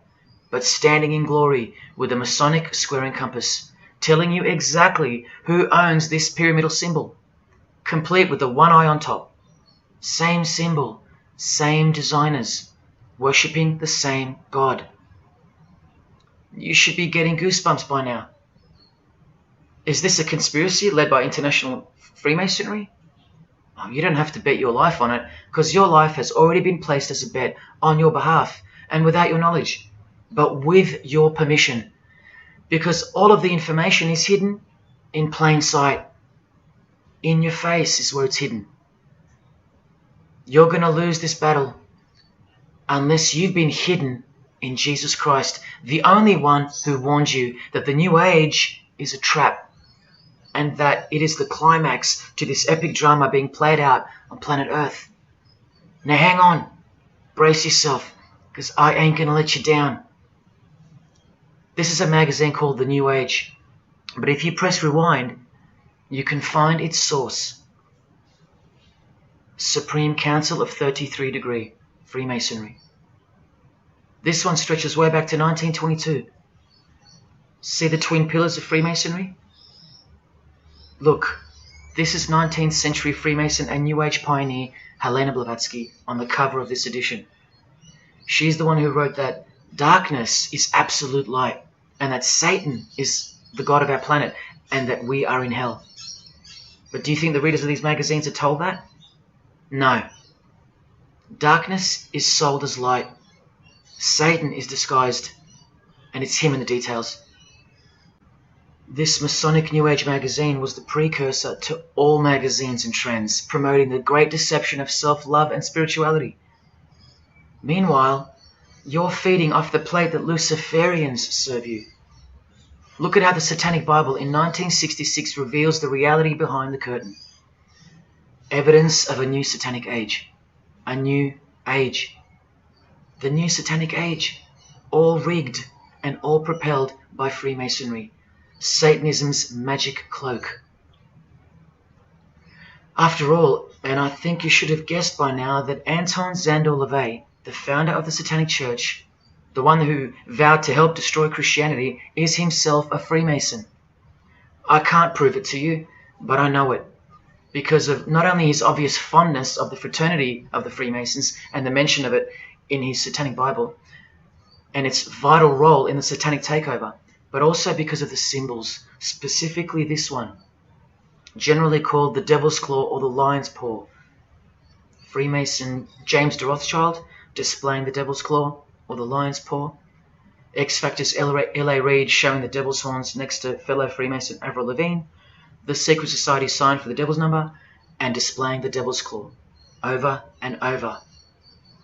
The better example is with New Age guru Annie Besant, co-writer of Lucifer magazine and 33rd degree Freemason, also showing the lion's paw here and here. But the best example I have is with Aerosmith, guitarist Joe Perry clearly displaying the sign of the master of the second veil of the Freemasons, and right next to him, Steven Tyler, doing the lion's paw. Clearly both Freemasons, secretly showing their allegiance with symbols. And here's Anton LaVey displaying the same Masonic symbol. Yes, a Freemason founded the Satanic Church. Now that we know who's really behind the so-called New Age, listen to some of the confessions of the New Agers in their literature, once you scrape past all the talk of spirituality and love and rainbows. New Age author, feminist and hater of Christianity, Barbara G. Walker writes in The Woman's Encyclopedia of Myths and Secrets, a 666, 666, was the magic number of the triple Aphrodite. She further compliments the number when she calls it the miraculous number 666. Speaking of the New Age to come, PhD Christopher Hyatt writes in Undoing Yourself, as we moved closer and closer to the well-planned for and long-awaited invocation of the Prime Minister unto the very King of Hell, the Grand Vicar of Lord Lucifer. Yes, the very well-planned for and very long-awaited indeed. Do you see what's coming? Mr. Hyde also enlightens us in the fact that opposites do not exist apart from the mind. Evil and good are all in your head. That's why you should brace yourself, because these are the minds creating the New World System. He confirms this. The New Age will require new men, men of high consciousness and fortitude. All of our present dogma models will crumble. He means the Christian and the Christian social structure will crumble. In the introduction to the book, another PhD, Robert Anton Wilson, tells you what the New Age really thinks of the Christian social structure, which you have more or less enjoyed your whole life, Christian or not. Christianity and democracy have been among the worst disasters to ever befall the human race. I told you, atheists, you're going to miss Christianity when it's gone. Here's a picture of Robert with the Masonic eye in the triangle on the wall behind him. Remember where the term New Age came from. So once again, do you think that the new system, the New Age, is going to be democratic, a system that respects you or gives a damn about what you think once it's in place? Let me answer it this way. Christopher Hyatt quotes from one of his literary heroes and famed philosopher, Friedrich Nietzsche, who said, "What is more harmful than any vice? active sympathy for the ill-constituted and weak. Christianity. So to be a Christian and to actively have sympathy for the weak, that's the worst vice. That's backward and evil. So the answer is no. This is what I'm warning you about. And look, Frederick's work has exerted a profound influence on modern history. That's from Wikipedia. You know what else Frederick said? You probably won't find this on Wikipedia. The domestic animal, the herd animal, the sick animal man. That's the Christian. And what book of Friedrich Nietzsche were these quotes pulled from? The Antichrist. Nietzsche also wrote Beyond Good and Evil. That's how the all-seeing eye sees things, remember? So does Christopher Hyatt mention mass murder and depopulation in his book? Sure, here you go. Those who would survive can do so only by grasping the vision of what lies ahead. The new wave that will carry them into an interesting future. Yeah, where the vicar of Lucifer is God and Prime Minister. He openly admits the identity of this man. This Antichrist that most of you still think is a fairy tale figure from a fairy tale book. Jesus calls him the man of sin whose number is 666. The actual Antichrist, beloved of the secret societies. Yes, people, the New Age is satanic, actually and literally. On the front cover of this book, in which Christopher was co-writer, you can clearly see the eye in the triangle of the Freemasons above the Baphomet. Christopher admits in another book that both satanic cults and Christian fundamentalists are closer to seeing the truth than most normal people. Yes, indeed, how true that is. In Coming World Changes, Harriet and Homer Curtis speak of a prophecy they received from a mysterious spirit titled King of the World. Now, I wonder who that could be. Think not that any country in this broad world can escape. And they also speak of the long-expected great teacher, the king of the new one-world government. The victors will remain as the seed of the new race to people the new land, for the new sixth great race. This is the race that Luciferian Lady Gaga referred to. All part of the plan. In Threshold to Tomorrow, New Age author Ruth Montgomery writes on page 206 that only those open to the reality of one world will be around to enjoy it. Sounds like another vague suggestion for mass murder. Vera Elder Stanley's book title implies much the same thing. Initiation of the world. That's right, it's coming. You think Vera hasn't been initiated into the secret one-eyed religion? What else has she authored? How about The Finding of the Third Eye, the all-seeing eye?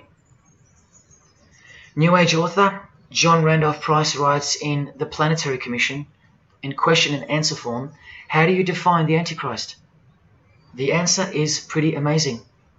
Any individual or group who denies the divinity of man as exemplified by Jesus Christ, the highest self of each individual, which Jesus Christ never exemplified because he is God. If you deny that mere men and women are divine gods, you are unfit for the glorious New Age kingdom. And you are the definition of Antichrist. In Practical Spirituality, he prepares his readers for a population drop of 2.5 billion people before the New Age era can begin. On page 32 of New Age author Barbara Marx Hubbard's book, Happy Birthday Planet Earth, she states that people will either change or die. That's the choice, she says. Notice the New Age has a new gospel, yet all the while, the world will be neglected of the information in the real Gospels, where it warns and predicts. For if someone comes and preaches another Jesus, not the Jesus whom we preached, or another gospel, you are most beautifully tolerant of them. In the Book of Knowledge, The Keys of Enoch, the writer has a quote-unquote direct experience with two spirits, Enoch and Metatron, and they share with the writer spiritually scientific teachings regarding the new system of things soon to be fully manifest. The reason this work is considered extra special amongst its readers is because it was the first book to point out the alignment between the Great Pyramid and the constellation of Orion. The first book ever. That's basically proof that these spirits, Enoch and Metatron, are the real deal. Not only that, it was also the first book to show the direct relationship between DNA coding and the divine name. That's pretty serious, and the atheists should be really waking up by now, because this is the world's most powerful and secret religion we're talking about, nothing less. The writer was told that those who govern the earth are those who have fallen from the heavens. He calls them the masters, and even states that they were punished with penalties that were assigned to each. These are the fallen angels of the Bible, people. These are the masters of the Masonic New Age, as proven here in one of the illustrations from the book. Same symbology. This worldwide catastrophe that is coming will bring about a complete reorganization of Earth's life system. And like all high-grade initiates of the secret societies, every attempt is made to bring positivity to the number of the Vicar of Lucifer. I was given instruction to use the specific light harmonics 666, 999, and 121212. The spirits further inform the writer of the Keys of Enoch that the pattern 666 is used to identify you with respect to the Earth's vibration. The number of the beast of the Book of Revelation of Jesus Christ is not only being glorified, it's manifesting in the world. And from another illustration from the book, once again, the same image we see being used over and over with the eye on top of the pyramid. This is the secret religion that encompasses us and has been influencing us for decades upon decades, 2 to 3 centuries, in fact. Just like the Gospels explain, this is an absolute counterfeit of the truth. Christ is mentioned everywhere, but not Jesus Christ. No, this is the Antichrist spirit, who will eventually manifest and appear to the world as one man. Doesn't sound so mythical anymore when you see that the enemies of Jesus Christ and those behind the New World System, they use biblical terms. And Christ, to depict the antithesis, the anti of the real Christ, their Savior. And these spirits from the world we can't see are the ones who taught mankind the sick art of witchcraft. Look at who supplies this book online, sacredmagic.com. You know what magic really is and what it really entails now. So once again, you can see the connection, the relationship. If you still think that this phrase, New World Order, is a conspiracy theory, you're suffering from a medical condition. On the Lucius Trust website, the consultants to the European Union, you find the statement that the New World servers are occupied with the task of inaugurating the New World Order. In the same article, this shocking admission is made. 2/3 of humanity will stand upon the path at the close of this age, and with that, 1/3 will die, or to put it surreptitiously, will be held over for later unfoldment. That's the Lucius Trust. The word Lucius being the replacement for the word Lucifer, who works hand in hand with the EU, the European Union, stating that 2.5 billion human beings are planned to be killed off. All predicted by Jesus, and only Jesus. And if you still think I'm joking or misleading you about what these people are and what they plan to do, here's a book written by the founder of the Lucius Trust, the Freemason Alice Bailey, Education in the New Age, where she, educates you about mass population reduction. When a form proves inadequate or too diseased or too crippled for the expression of that purpose, it is, from the point of view of the hierarchy, no disaster when that form has to go. Death is not a disaster to be feared. The work of the destroyer is not really cruel or undesirable. Do you see? Did you hear that? Through the all-seeing eye of Lucifer, the destroyer, for the purpose of the new world, death and mass murder isn't evil, it's good. And Alice Bailey in The Labours of Hercules also tries to re-educate us and protect that God-forsaken number, predicted in the Gospels to be associated with evil. The number of the physical plane activity is called the number of the beast. This idea seems to have a horrible fascination with many, but what it really means is that Virgo is the symbol of triplicity, 6 on the physical plane, 6 on the emotional plane, and 6 on the mental plane. not 666 at all. And one more time, from the consultants to the European Union, from their website Lucius Trust, to prove to you that these people are all working toward and waiting for the world leader. The coming of the Avatar and the advent of the coming one are the keynotes of the prevalent expectancy. After everything I've shown you, are you going to ignore this? Or worse, are you going to trust these people, of whom were predicted to this very condemnation 2,000 years ago? Right down to a one-world system, depopulation, and to the man who will carry the number 666, and with it implement a new system in which you won't be able to buy or sell unless you receive a mark in your hand or forehead. And what's just been announced by Business Insider? Cashless society. Due to this, by 2024. This is the manufactured trend for the world. And you better believe it's fulfilling biblical prophecy. You know that book that's been ripped out of schools and hysterically discredited? Why do you think there's a single eye displayed on all the covers of George Orwell's dystopian novel 1984? It's because the one-eye religion is the one in permanent control, where democracy and Christianity have been utterly extinguished and the remaining population live in a whole new level of permanent communism. It is well known that George Orwell himself had ties with the Fabian Society, which is a secret society complete with degrees of initiation. Tucked away neatly somewhere under the wing of Freemasonry, the Fabian Society's logo used to be this: a wolf in sheep's clothing, which is exactly what Freemasonry is. And it was a metaphor for gradually advancing socialism. And socialism is communism for slow learners. This level of denial on our part has been brought on by mass propaganda, because everything has been weaponized to work against you and God's truth.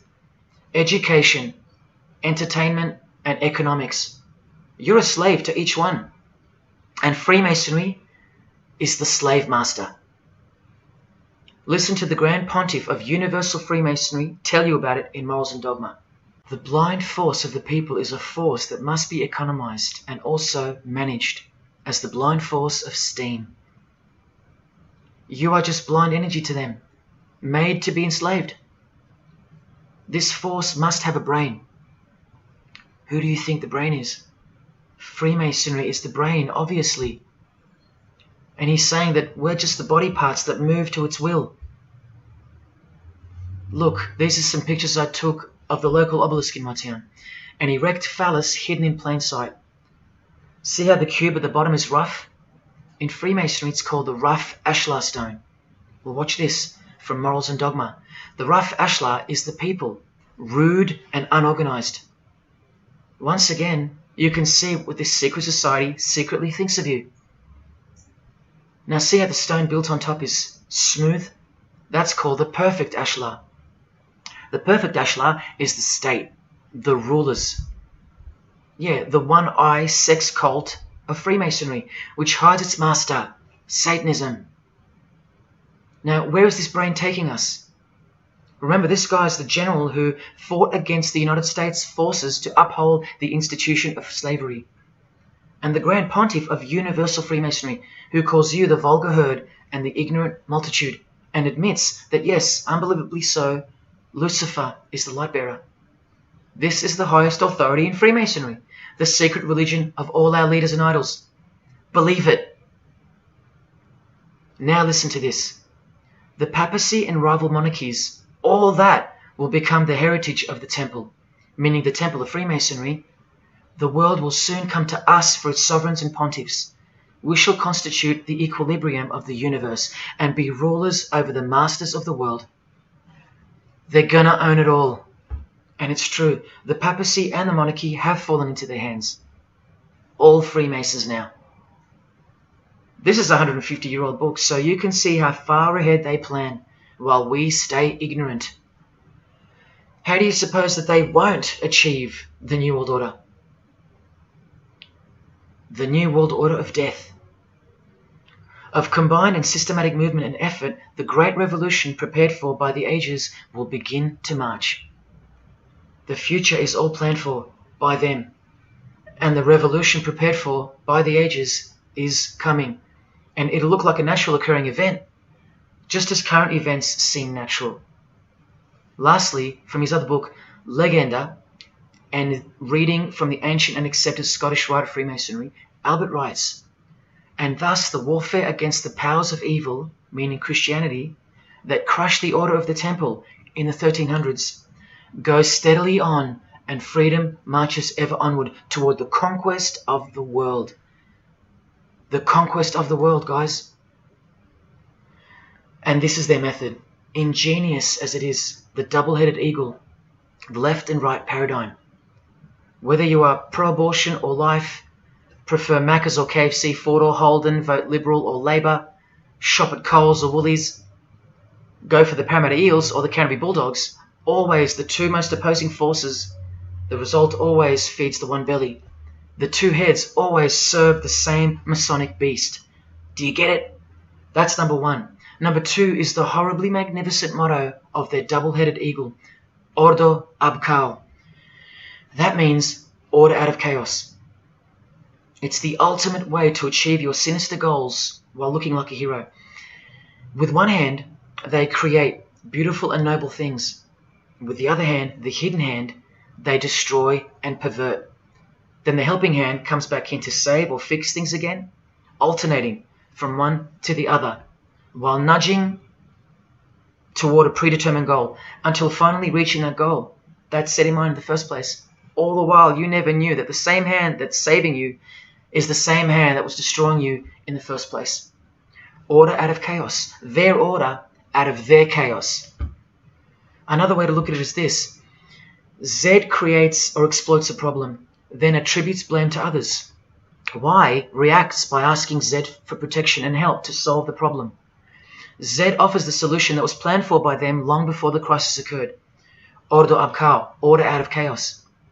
Now you can change Z and Y to suit any scenario. For example, your best friend who wants to sleep with you creates or exploits a problem, then attributes blame to others. You react by asking your best friend who wants to sleep with you for protection and help to solve the problem. Your best friend who wants to sleep with you offers the solution that was planned by them long before the crisis occurred. Each time your best friend gets closer and closer to you until eventually they're in your bed. How about your employee creates or exploits a problem, then attributes blame to others? The employer reacts by asking the employee for help to solve the problem. The employee offers the solution that was planned by them long before the crisis occurred. The employee eventually gets the promotion. But this is the way I really want to put it. The government creates or exploits a problem, then attributes blame to others. The population reacts by asking the government for protection and help to solve the problem. The government offers the solution that was planned by them long before the crisis even occurred. This is how the Great Revolution, prepared for by the ages by the Freemasons, will begin. So who's going to warn you? Even modern Christianity is steered by Freemasonry. Hillsong won't warn the sheep about Freemasonry and the One World Government. What, the Hillsong senior pastor who wrote these books and lives here? No chance. Did modern day Christian heroes like Billy Graham warn you about Freemasonry? Well, no, because here he is giving the Master Mason grip to other Christian giants like Paul and Jan Crouch, all Freemasons. Here he gives the same third-degree handshake to former President Harry Truman, and here to a Muslim Freemason. Billy is listed as a Freemason in the 33rd degree Albert Mackey's History of Freemasonry by the publisher on the inside flap. Billy's son, Franklin Graham, also won't ever expose Freemasonry because he's too busy eating at Voodoo Donuts, where they sell these donuts and these pentagram donuts. More Christian heavyweights like John Hagee or Hagee throwing up the devil's horns. He'll never preach against Freemasonry. Neither will all these world-famous pastors throwing up the devil's horns. The very popular Ray Comfort even stated that he wasn't a Freemason. Well, here he is, giving a perfect Masonic handshake with pastoral giant Joyce Meyer. Do either of them expose Freemasonry, or the fact that it's the driving force behind the One World Government, all predicted by Jesus? Of course not. What about Christian radio or the Christian music scene?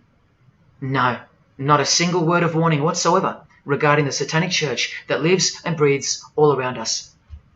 Freemasons like Bono, wearing the Christian name tag, his whole band of Freemasons. Bono too should know better than anyone that a one world government is a trap as foretold in the Bible. But Bono supports it. Oh yeah, he works for it. Just like the Masonic Pope does.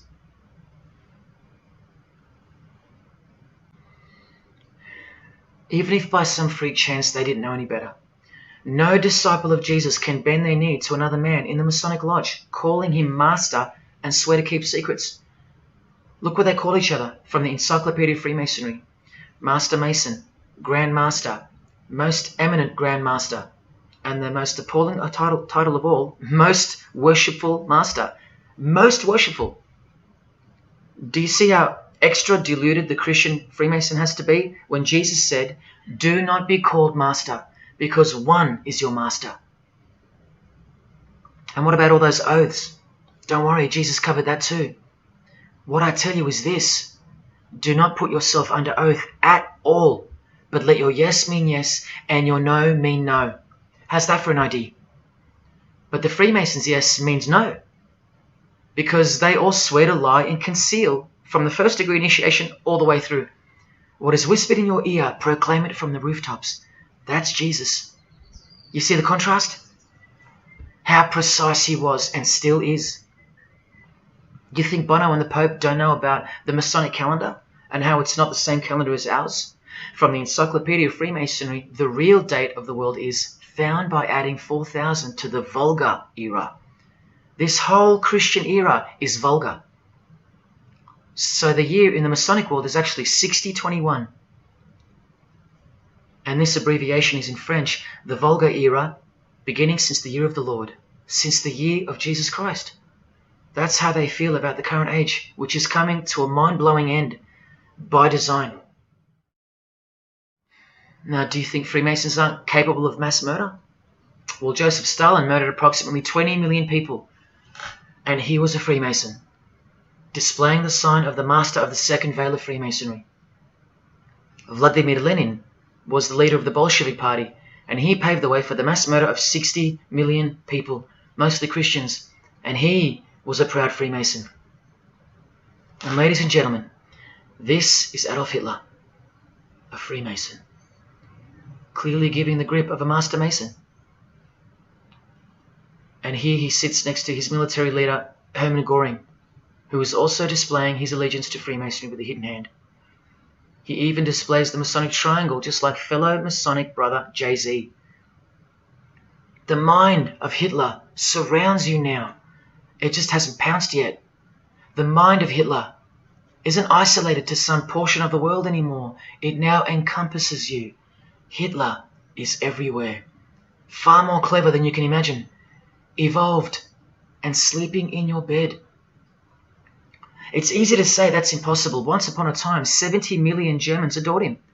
Once upon a time, Hitler was named Man of the Year by Time magazine. You've been fooled by the satanic machine. Please don't try to get inside to the mind of Freemasonry. It's like trying to understand Satan himself. You can't, and you don't want to. Freemasons will make friends with their most hated enemies. They will cross-dress their morals to move closer to their goal. They'll make the English language void of any meaning by turning everything inside out and upside down to camouflage its objectives. They will simultaneously create charities along with the greatest machines to ever destroy the hearts of men, like pornography. They will sell their souls to gain the world. They are a dichotomy, a paradox, a lie that loves to speak the truth and a truth that loves to lie. They are a snake eating their own tail, consuming what they produce. Freemasonry is hell dressed as heaven, death dressed as life. Its God is an angel of darkness dressed as an angel of light, and 90% of its membership is a shield, lost in its symbolism. Freemasonry has become the ally and the opposition. Who are the biggest voices on so-called climate change in recent years? Which is more order out of chaos? Al Gore, a Freemason, and Greta Thunberg. From a Jesus-hating, secret society family. Freemason and former Russian President Mikhail Gorbachev said this in 1996. Yes, the whole world is under the control of the evil one, like the Gospels say. Freemasonry controls the opposition, with the most popular conspiracy theorists Alex Jones and David Icke both banned, yet both secretly Freemasons, who will lead you in every direction except into the arms of the ultimate power of the Gospels. Every noteworthy religion is comfortably caught in the Masonic net, because they all stem from a lie. Here's the Dalai Lama with a bunch of Freemasons. He just loves hanging out with famous people. Here he's throwing up the devil's horns with Freemason Gene Simmons. But there's no way the Dalai Lama can be a Freemason, right? Well, here he is displaying the hidden hand of the Freemasons next to George W. Bush, a fellow brother.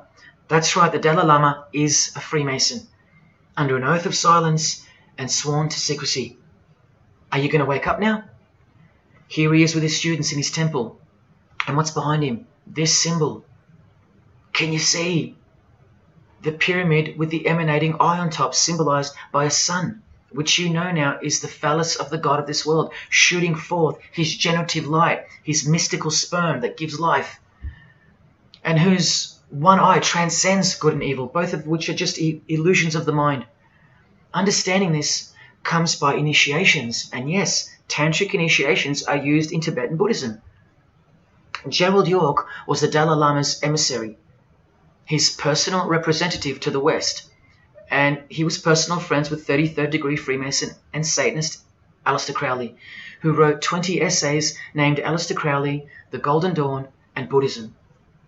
And he also served as a consultant to the movie Lucifer Rising, the Dalai Lama's representative. See how the eye can also be represented by the sun, caught behind the moon in this movie poster. That's just like the Dalai Lama's logo. And here's a scene from the movie with the Masonic square and compass hidden in plain sight. Look at the symbol of Buddhism, and look at the floor inside every Masonic lodge, symbolizing opposites and equilibrium, which creates life, and where evil is not what it seems, it's necessary. Why do you think the New Age author Christopher Hyatt, who writes that the Grand Vicar of Lord Lucifer is soon to be crowned Prime Minister of the world, notes in that same book his appreciation of Nietzsche, the man who states that the Christian is the sick animal man, the Zohar, which is witchcraft, and Buddha. These are the people he appreciates. Why does he lump Buddha into the same basket? I'll tell you why right now. Because in his highest manifestation, the Buddha, seeing the illusionary world through the all-seeing eye, his third eye, would not interrupt a rape if he happened to walk by, so as to stay detached from the karmic cycle. Whereas Jesus, knowing everything and more than the Buddha, would sacrifice himself, because he was born to destroy evil, not transcend it. So tell me, who would you rather have walk by if you were being raped? A transcendental meditator or Jesus Christ? Whatever you think of me, you will have to reconcile the fact that all the leaders of the world, from Scott Morrison to the Dalai Lama, belong to the very same secret society as Adolf Hitler did, Freemasonry. The secret religion no one speaks about, for good reason, and by good I mean very, very evil. What do you think is going on here? I've told you almost exactly what's going on. We're in a lot of trouble, because in the land of the blind, the one-eyed man is king, and Hitler, Stalin, and Lenin combined will be child's play compared to what's just ahead. Now here's a point-blank picture of the future and the reality of their most brutal truth from the 33rd degree Freemason Aleister Crowley's The Book of the Law. We have nothing but the outcast and the unfit. Let them die in their misery. Compassion is the vice of kings. Stamp down the wretched and the weak. This is the law of the strong. Do you see? Can you see the future yet? Now please pay attention from his other book, Magic in Theory and Practice. This is what all the degrees of initiation are for. And this is what it takes for them to create the New World Order. he speaks of the initiation in the true order of the Rosy Cross. Rosy Cross being another name for the order of the Rosicrucians. Remember the guys that built this? Now this is a 33rd degree Freemason speaking. It is extremely desirable that he should have attained an absolute degree of moral emancipation. That is purity of spirit and perfect understanding. I've shown you this over and over. Because the world is full of evil, they mimic the morals of nature, because they are the true morals of the true God of this world. That's purity to them. That's true honesty and perfect understanding. Evil is good. That's the moral emancipation he's speaking of. Now watch this and brace yourself, because this is the future. There is a magical operation of maximum importance, the initiation of a new eon. When it becomes necessary to utter a word, the whole planet must be bathed in blood. This bloody sacrifice is the critical point of the world ceremony of the proclamation of Horus, the crowned and conquering child, as Lord of the Eon. I've shown you that secret societies participate in the science of blood rituals. Well, this is what it climaxes into. A massive blood ritual in the name of the new Eon, the new age, which revolves around a divine plan not of this world, as confessed by all of them. You are not who you think you are. You are not where you think you are. Do you see it? Can you fathom? And what blood means in this world? So much more than what you may have known before now. Blood sacrifice is of the utmost importance.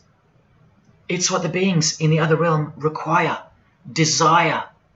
We can't fully understand it. But do you see how the blood sacrifice of Jesus Christ takes on a whole new meaning now? A very real meaning. And guess what? Because of it, the good guy really does win in the end. You either fall under the blood of the world or under the blood of him. There is no middle ground. Blood is like the monetary currency of the spirits. And that's how God bought us back from the legal ownership of the ruler of this world with blood, his own blood. Now you can begin to understand why they hate him so much. Because that's why he was born into the world of flesh, to produce blood of his very own. Not by means of perishable things were you set free once and for all, by the payment of ransom money, but by costly blood, by the one who was visibly manifested at the closing years of the times, for your sake. That is the truth. Do you think it's just a coincidence that this is the last age before the long planned for new order of the ages? That's ages, plural. That means forever. That's the plan. That's why the Gospels say that he was visibly manifested at the closing years of the times, at the end of this last age. In the book 1984, George Orwell told us, if you want a vision of the future, imagine a boot stamping on a human face forever. I've shown you that this so-called new age is in actuality a new satanic age. And it's not really new at all. It's very old indeed, it's ancient. But like I said, its progress was derailed by the appearance of Jesus on the human scene. Now I'll prove to you that the New Age is an old religion. Novus Ordo Seclorum is part of a quotation taken from the Roman pagan philosopher Virgil's 4th Eclogue, which was borrowed by him from the Sibylline records, which were ancient prophecies delivered by an oracle through witchcraft or divination. That's where the phrase Novus Ordo Seclorum comes from. Now look at what the full phrase actually says. A mighty order of ages is born anew. Both the prophetic virgin and Saturnian kingdoms now return. Now a new progeny is led down from the lofty heavens. Favour, chaste Lucina, the boy soon to be born, in whom the iron age shall come to an end, and the golden one shall arise in the whole earth. We've just been told that the new age is a Saturnian kingdom, which returns. So it's been here before.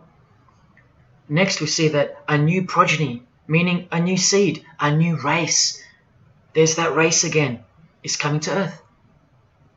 And that a boy will be born who will bring the iron age, which is the age we're currently in, to an end. And that the golden age, the new age about to begin, will again arise over the whole world. Now, what is the Saturnian kingdom? Well, for starters, this is a band called Saturnian Mist. And here on their front cover, we have a reference to magic. Then we see by the singer's shirt, they're Satanists. Then with his other shirt, we see the connection once again between the inverted pentagram of Satanism and the one eye of Freemasonry, the secret religion of the who's who of planet Earth. Freemason and Satanist Marilyn Manson has a song called Saturnalia, and on a satanic website on ritual offerings for demonic bindings, we find that Satan is Saturnian in nature. Here on the front page we see the inverted pentagram under the head of the Baphomet, and right next to it, a version of the square and compass of the Freemasons, of which a lodge is located near a suburb near you, no matter where on earth you live. The Satanic Church hidden in plain sight. Now let's go straight to the source so you can see for yourself the nature of the New Age Saturnian kingdom found in the full quote of the Freemasons' New World Order seal.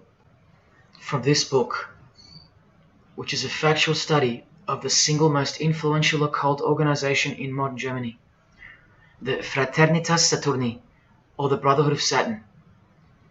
We learn of the path of the Saturnian initiate, which is outlined in detail with the meaning of all 33 grades, 33 degrees of Freemasonry. This is the very same thing, the same objectives. All secret societies work for the same goal because they all have the same spirit. The only difference between Freemasonry and this Saturnian fraternity is that your local Masonic lodges are veiled and camouflaged filtering systems for future Satanists, from which all influential figures of society are chosen, where the real religion begins at the 33rd degree. Whereas with orders like the Saturnian Brotherhood, there is no filtering system. As such, you're a student of Satanism from the first degree. That's why Satanism's takeover would have been impossible without international Freemasonry. The Saturnian teachings include sexual mysticism, sex magic, and Nietzschean Thelemism. Nietzsche, remember the guy who says that Christians and the mindset to help the weak makes up the sick animal man? The guy who wrote this book and doesn't believe in good and evil. And Thelemism, from 33rd degree Freemason, who says that in this book that to initiate the New Age, the whole world must be bathed in blood in a bloody sacrifice before man can accept the law of Thelema. Nietzschean Thelemism. That's what the New Age Saturnian kingdom, from which the Freemasons took this phrase from, actually looks like. This factual study on the Saturnian Brotherhood is filled with references to Lucifer, Satan, magic, sex magic, blood, sacrifice, the number 666 as mentioned by Jesus Christ himself, and of course, Freemasonry. The secret society that all of our politicians and entertainers belong to.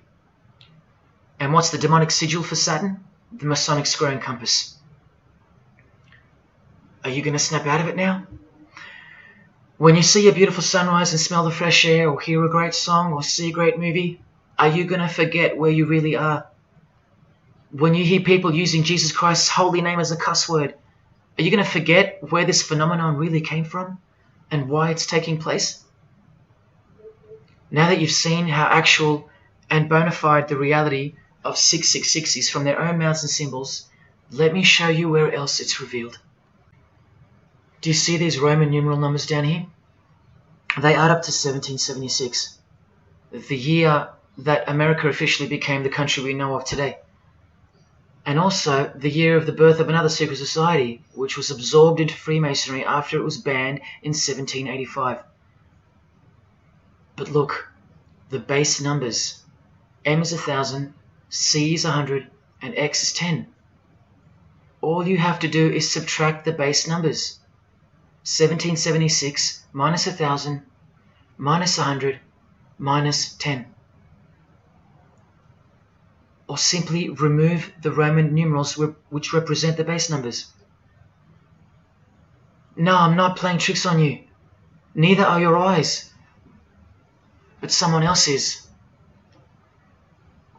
Now that you've seen the prevalence and seriousness of this horrid number, now that you've seen what you've seen, I can show you where else it appears. This figure is represented by the numbers. To make this work, they had to remove the number 1 altogether and separate the 2. Of course, we'd be too dumb to pick up on it. But 789 minus 456 is this, multiplied by this lonesome 2. That's right. This dark and mysterious figure is none other than the long-anticipated Antichrist, the ruler of the Saturnian kingdom, which is on its way. And Australia has been steeped up to its neck in secret societies since the early 1900s. World Economic Forum logo, with this slash through the O's, is of course representative of the number of the ruler of the New Age, 666. The barcode is the primitive version of the worldwide system that Jesus predicted would revolve around the number of the beast. And as you can see, the base of every single barcode in all the world is 666. No matter if the lines are on the ends and in the middle are elongated or not. I found that out from the horse's mouth in an interview with the man who was commissioned by IBM to come up with a new way to automate data collection. There are in fact 3 6s in the Google logo, which comes from this occult symbol. Coincidence? And he found in a Masonic lodge the square and compass symbol appears in the middle of a hexagram, which is a symbol used in the royal art of Freemasonry, witchcraft, as shown in this book. Well, among other things, the hexagram itself can be broken down to quite clearly represent 666. This is a Masonic square and compass designed by the Manaus Masonic Lodge, symbolizing world unity. Up the top you find the logo of the United Nations. Well, there are 33 segments in the UN logo, symbolizing the 33 degrees of Freemasonry. See this crop circle here with the Masonic eye on top of the pyramid? I know nothing about crop circles and the phenomenon of them, but I know how many rays are coming off the eye. 33. 33 degrees of Freemasonry. Don't forget that the highest authority of Freemasonry already admitted to be the designers of the pyramidal seal in a 1962 edition of their magazine, The New Age. I've shown you how the inverted pentagram makes for the spelling of the word Mason in the same seal. Well, that same pentagram with the elongated top horns appears here in a European Union logo. An inverted satanic pentagram right in front of our eyes. Here's the European Union building architecturally mimicking the Tower of Babel. That was the very same tower that the God of the Bible destroyed thousands of years ago, according to the Bible, when Nimrod, one of the admitted founders of the original craft of Freemasonry, tried to unite the world under one world government. So this logo and this building design is a clear statement to the God who intervened the first attempt at a world government. This is England's Secret Service logo for MI5 with the word intelligence being symbolized by the eye of Lucifer, who was viewed as the most intelligent entity in existence by the secret societies. And this is the symbol for the Information Awareness Office. You know exactly who's in control, and now you know exactly what they want, and they will get it. In a 1962 article written by former US President and Freemason's wife, Edith Roosevelt, in the New Hampshire News, and speaking of the spiritual counterpart building for the United Nations, called the Temple of Understanding, she writes that the symbolism planned for the building dates back to the black magic practiced by the high priests of ancient Egypt, and that the building will contain a giant eye. You don't have to wonder why now, because you know why. This clothing designer is fully aware that the one-eye symbol is synonymous with Satan and hatred of Jesus. Does this movie poster make any more sense to you now? Well, are you ready for the second biggest shock of all? Whatever you think of what you're about to see, please come see me on the other side of this so I can show you something. This clip only goes for a few minutes. And keep in mind, the only reason I'm showing you this to you is because the writer and director of the preview of this movie-style documentary was murdered, along with his wife and his little daughter and his dog, all before the production could begin. The murder was made to look like a murder-suicide, the news of which never made national broadcasts, just the local news. Case closed, nothing to see here. You have to ask yourself why, after so many movies with a dystopian, World War, totalitarian type theme, why was this movie so dangerous and strictly unacceptable for public viewing, that a whole family would be murdered? Well, this movie was going to tell us about America's secret destiny. And one other thing which you'll see on the other side of this clip, an amazing thing. As titled by Manly P. Hall over 100 years ago, what's the secret destiny of America? Well, it's this.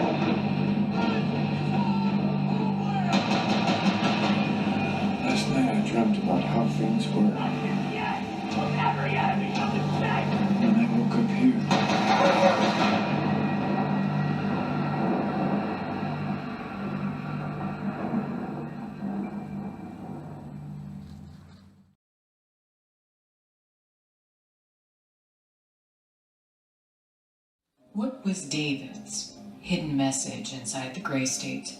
And could it be the reason for his death?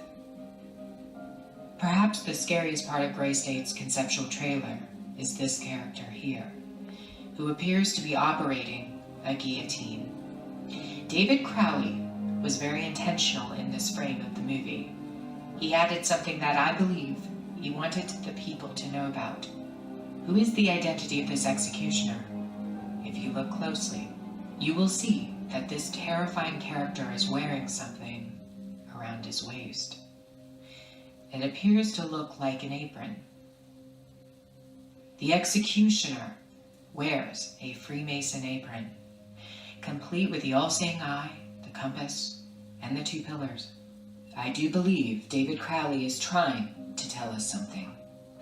He is telling us that the organization behind the French and American revolutions, the organization behind the Italian Revolution of 1830, the organization that outlined a plan to overtake the Vatican in a document called the Alta Vendita, the organization behind the Trail of Tears and the deaths of thousands of Native Americans under Freemason Grandmaster Andrew Jackson, the organization behind the Ku Klux Klan in the United States post-Civil War and its rebirth in 1915, the organization behind Hiroshima and Nagasaki during 33rd degree Freemason Harry Truman's presidency.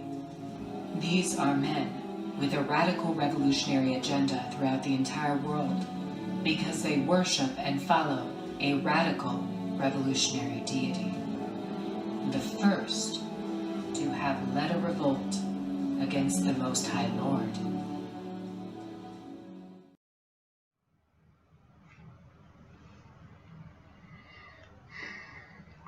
When I was in high school, coming from a completely non-Christian and non-religious family or background, I distinctly remember the first time that I decided that the Bible, or the New Testament, to be more precise, was definitely not true. Made up, fairy tale, whatever. It was one verse, one scripture that to me at the time proved unequivocally that it wasn't written for our time. A prophecy that was impossible to be fulfilled. Here's the verse. And I saw thrones, and they sat upon them, and authority to administer justice was given them. And I saw the souls of those who had been beheaded, because of the testimony they bore of Jesus, and because of the word of God. No way could guillotines be introduced as a form of execution in the 21st century, right? No way. Proof that the Bible was a prehistoric book written for prehistoric people. And this is long before he woke me up on a midnight highway to spare my life from a high-speed collision into a concrete wall. Ladies and gentlemen, in 2021, like the smartphone or the smartwatch, this is called the smart guillotine. Built by Chanel. You know, the perfume and clothing and accessories brand for the rich. What on earth does a perfume company have to do with chopping people's heads off? Well, I thought I told you that all of this is just the tip of the iceberg. I wonder who really owns Chanel. Well, here's their logo, and there is an eye in the design. And have you seen their drip design? How odd. Welcome to the real world. You ready? This is from a legislation archive from the Georgia House of Representatives in the 1995-96 sessions. This is Bill HB 1274 on the death penalty, guillotine provisions. How far along are we into enacting these bills worldwide? I don't know. Maybe they've been enacted already. But I just wanted to show you that in 1995 the ball was already rolling. Another ball that's rolling are the 7 universal Noahide laws. They sound great from the outside, designed so to conceal some terrifying details on the inside. Firstly, they were signed into US law in 1991 by George H.W. Bush on March 26. Here's the bill and resolution. It was named Education Day. As you can see in the details of Resolution HJ 104, they are the 7 Noahide laws, resolved by the Senate and House of Representatives of the United States of America in 1996. Every single president since H.W. Bush has annually re-signed this resolution. Many world leaders have called for the acknowledgement and observance of the 7 Noahide laws, including the President of the European Union in July 2014 and the Australian Governor-General Michael Jeffrey in 2008. And this will be international law. So what's the problem?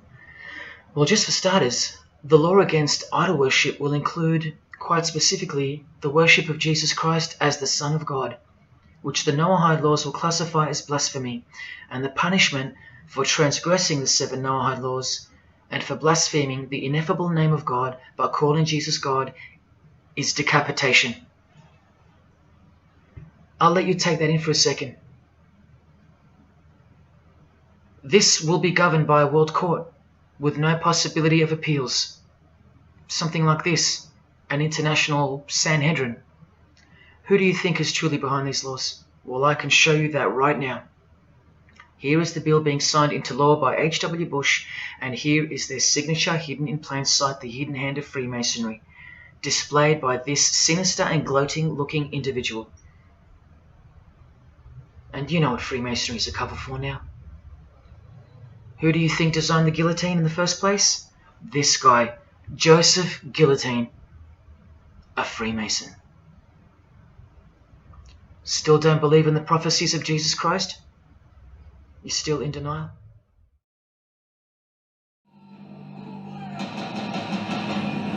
Last night I dreamt about how things were. When I woke up here.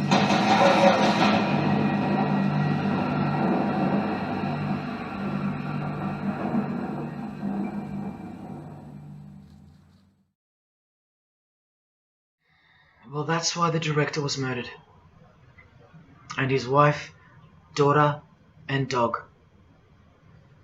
I think of them often, and sometimes when I need spiritual sobering up, I think of that fateful and evil night where that beautiful Christian family were brutally eliminated. If you think he wasn't onto something, well, he paid the greatest price to share this with you. Prophecy will be fulfilled. Listen to the words that come right after the execution by guillotine scripture in the Gospels. And I saw those who were such that they did not worship the beast, nor his image, and did not receive his mark of identification upon their forehead and hand. Remember this mark in the video? I'm not saying that the director knew what the mark would be, but based on the symbology, he knew who would be behind it. Look at the triangular symbol of the Freemasons. The Masonic triangle around the eye, and the Brotherhood of Saturn. Now look at the front cover of the book written by New Age author Maurice Nicoll. The mark. Same symbol. Identical to the symbol used by J.K. Rowling, who said its design was inspired by the Freemasons. Who has this tattoo, which represents the Baphomet. Well, Solve Coagula is the process in which they will bring this New World system to life. It's identical to the Masonic motto of order out of chaos. Solve means dissolve or destroy, and coagula means to bring the elements back together into a new and higher form, a new and higher system. Jesus described it as the beast system, and one way or another, we will be marked as a form of identification in order to participate. But first, chaos must ensue. A deep Masonic truth, which is mostly true anyway, is that destruction precedes construction. It's like having to destroy a tree in order to create a table. The same principle applies to creating the New Age. That's why I know that the process which involves the creation of a new system must involve the destruction of this one. Now, this is the last referenced work I'm going to use to show you who will be the head of that system, that one world government. A book by David Spangler, considered as one of the founding fathers of the modern New Age. He also has an intimate relationship with the United Nations, as shown in 1975 document which was uploaded to the UN archives in 2006. Please pause to confirm that, where you can find his name listed under the Board of Directors for the Planetary Citizens Group. In his book, Reflections on the Christ, David Spangler, remember, one of the founding fathers of the New Age and a member of the Board of Directors in a United Nations sanctioned program, repeatedly upholds and honors the entity known as Lucifer. He tells us all about what is required to step into the New Age. Well, mainly, what's required is a new understanding of the angel Lucifer. He writes that when this great project of evolution began, man went forth as consciousness to learn his divinity, and Lucifer went with him. It is important to see that Lucifer, described as an angel, a being, a great and mighty planetary consciousness. He says that, just like in Halloween and trick or treat, if the person offers a treat to Lucifer who knocks on his door, And the person says to Lucifer, come in, and I will give to you the treat of my love and understanding, and I will uplift you in the light and presence of the Christ. Christ meaning my outflow. Then Lucifer becomes that being who carries the ultimate treat, the light of wisdom. Lucifer represents experience. Lucifer is literally the angel of experience. The Luciferic element becomes the true revealer of light, the angel of light. The light that reveals to us the path to the Christ comes from Lucifer. The Christ that he refers to obviously is the Antichrist spirit, who will eventually manifest on earth as one man. But for some odd reason on page 60 he feels compelled to clarify that he was only joking once when he said maybe to enter the New Age we all need to take a Luciferic initiation. Well, that's definitely no joke. That's right, Lucifer is the savior of the secret societies. The solar system was the manifestation of the consciousness of a very great being known as the Solar Logos. And if we go back to the secret society of the Brotherhood of Saturn, we read that mankind will be able to take a measure of egocentric power from the Solar Logos. In this way, Lucifer is the savior of humankind.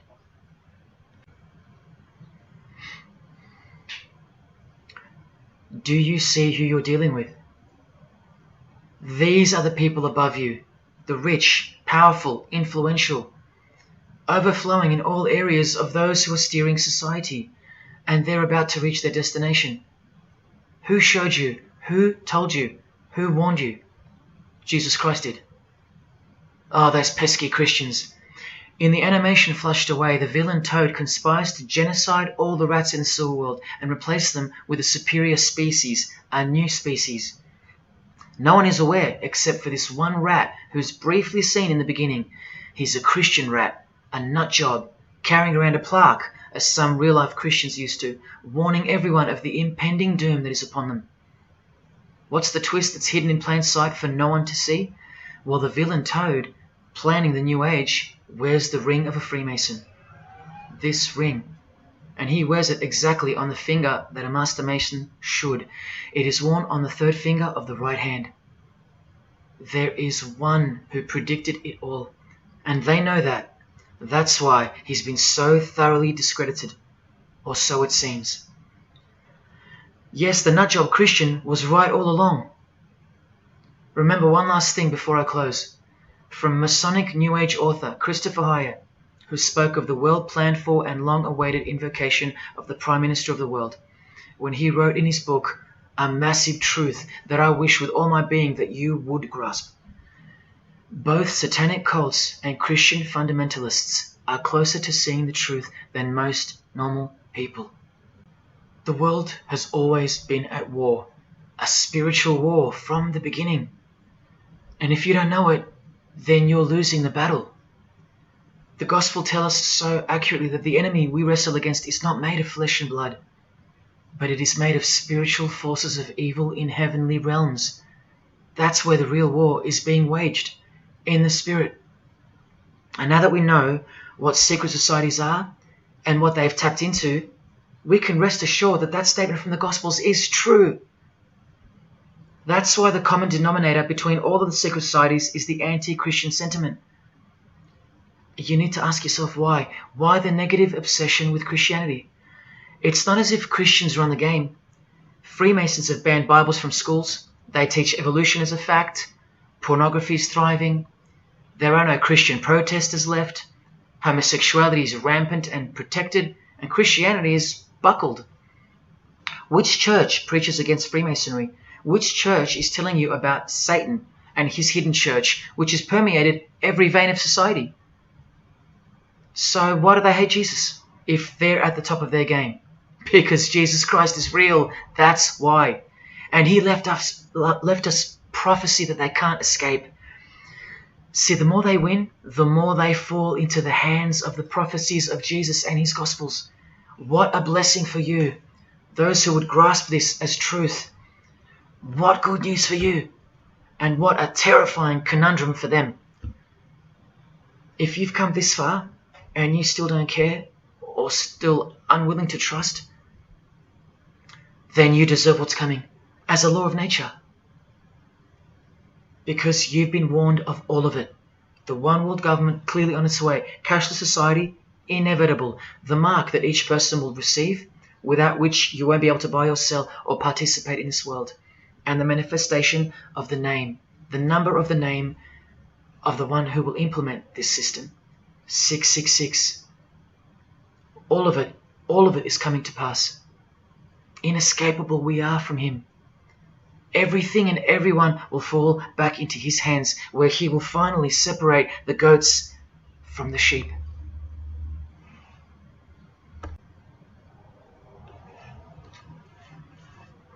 Now watch the Bible destroy Freemasonry like no other book in 2 minutes. Regarding their lodges and obelisks, their heart is faithless. Now they must bear their guilt. The Lord will break down their altars and destroy their sacred obelisks. And speaking of the bloodline that gave birth to Jesus, God says, "You shall not set up for yourselves a sacred pillar, which the Lord God hates." See what you're up against, Freemasonry? While Freemasonry meets and speaks in darkness and secret, Jesus said, "I have spoken openly for all the world to hear, and in secret I've said nothing." Freemasons are known as builders. Well, the stone which the builders rejected has become the cornerstone. Everyone who falls on that stone will be dashed to pieces. Anyone on whom it falls will be crushed. Every Masonic lodge is built so that all the members face the east. Who are these men with their backs toward the temple, facing the east and worshipping the sun? It is detestable. Freemasonry does evil in secret with their hidden hand, but they blow a trumpet over the hand that does good. But Jesus says, when you give to the needy, do not let your left hand know what your right is doing. Your good deed must be in secret, and your Father who sees what is done in secret will reward you. You can't become a Mason if you're broke, blind, maimed, or have a criminal record. Jesus said, but when you give a banquet, invite the poor, the crippled, the lame, the blind. Freemasonry takes pride in its secret rituals and is hungry to rule the world. The Gospels say that their destiny is destruction. They make appetite their God. They take pride in what should bring shame. Their minds are set on earthly things. Freemasonry believes that the light is but darkness visible. The Bible says, woe to those who call evil good and good evil, who put darkness for light. And Jesus further said, if therefore the light which is in you be darkness, how great a darkness that would be. Freemasons spend their whole lives taking gruesome oaths of secrecy. Jesus said, but above all things, my brethren, stop the practice of putting yourselves under oath. Freemasonry is built upon a hierarchical system, a pyramidal system. Jesus said, for everyone who exalts themselves will be humbled, and whoever humbles themselves will be exalted. We could go on and on, but we're going to end on this one. Exclusively written for the practices in the lodge room of political Freemasonry. A troublemaker and a villain who goes about with a corrupt mouth, who winks with his eye, signals with his feet, and teaches with his fingers, who plots evil with deceit in his heart. He always stirs up conflict. Therefore, the disaster will overtake him. He will suddenly be destroyed. That is Freemasonry through and through. And apart from the man in the mirror, prior to your baptism of the Holy Spirit, Freemasonry is the villain. They do go about with a corrupt mouth as they are sworn to secrecy. They do proverbially wink with the eye, making the one eye. They most certainly signal with their feet and teach with their hands and fingers. In the lodge, I can vouch. And they do plot evil, stir up conflict, in order to further their goal of the New Age and the New World Order, the greatest conflict being up ahead. But thank God Almighty above, the verse also tells us that disaster will overtake them, and they will be destroyed. One frightful and glorious day, you can count on that. Because the only thing you can count on in this world, more than death, more than taxes, is the Son of God.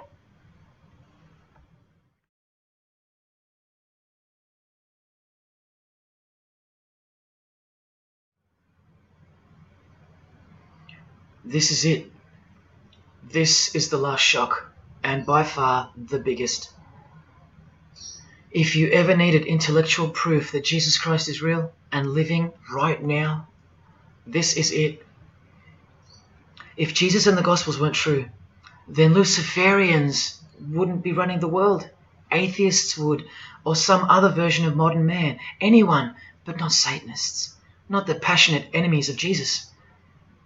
If Jesus wasn't real, then so-called Satanists would be scattered here and there over the world in little local covens by silly teenagers rebelling against society and living in their own la-la land with their own little make-believe devils, being make-believe rebels. But no, people who believe that Lucifer is God run the world from top to bottom.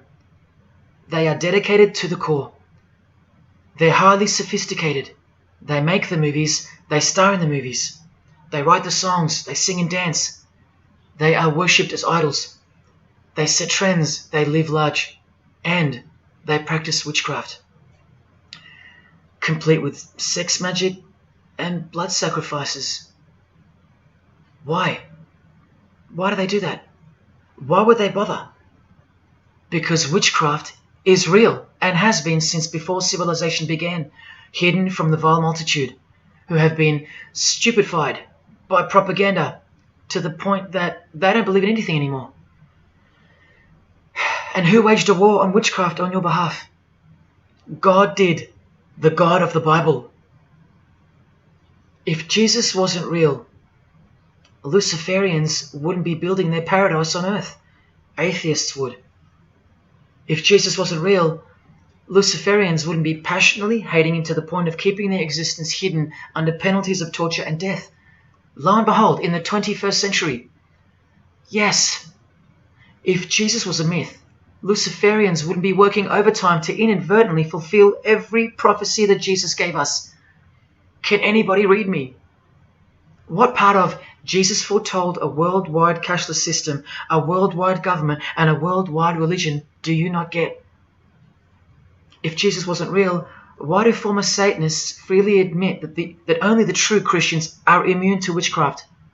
They have no power over the disciples of Jesus. How is that possible? And what about this one that's been going around? If the Gospels were written by the Catholic Church in order to control people, then why didn't they include a pope in the scriptures? There's no pope here. Why didn't they include instructions to obey the priests?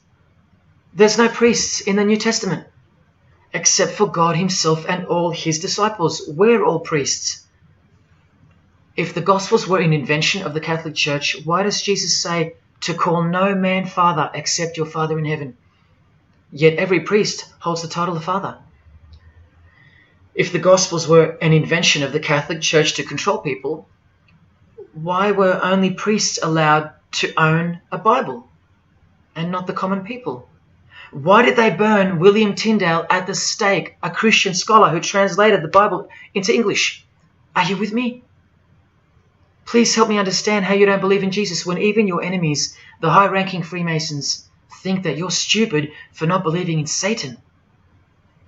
There was the first shock, which was the fact that an international secret society exists at all, and that all people in power, prominence, celebrities, they're members of it. That was the first shock.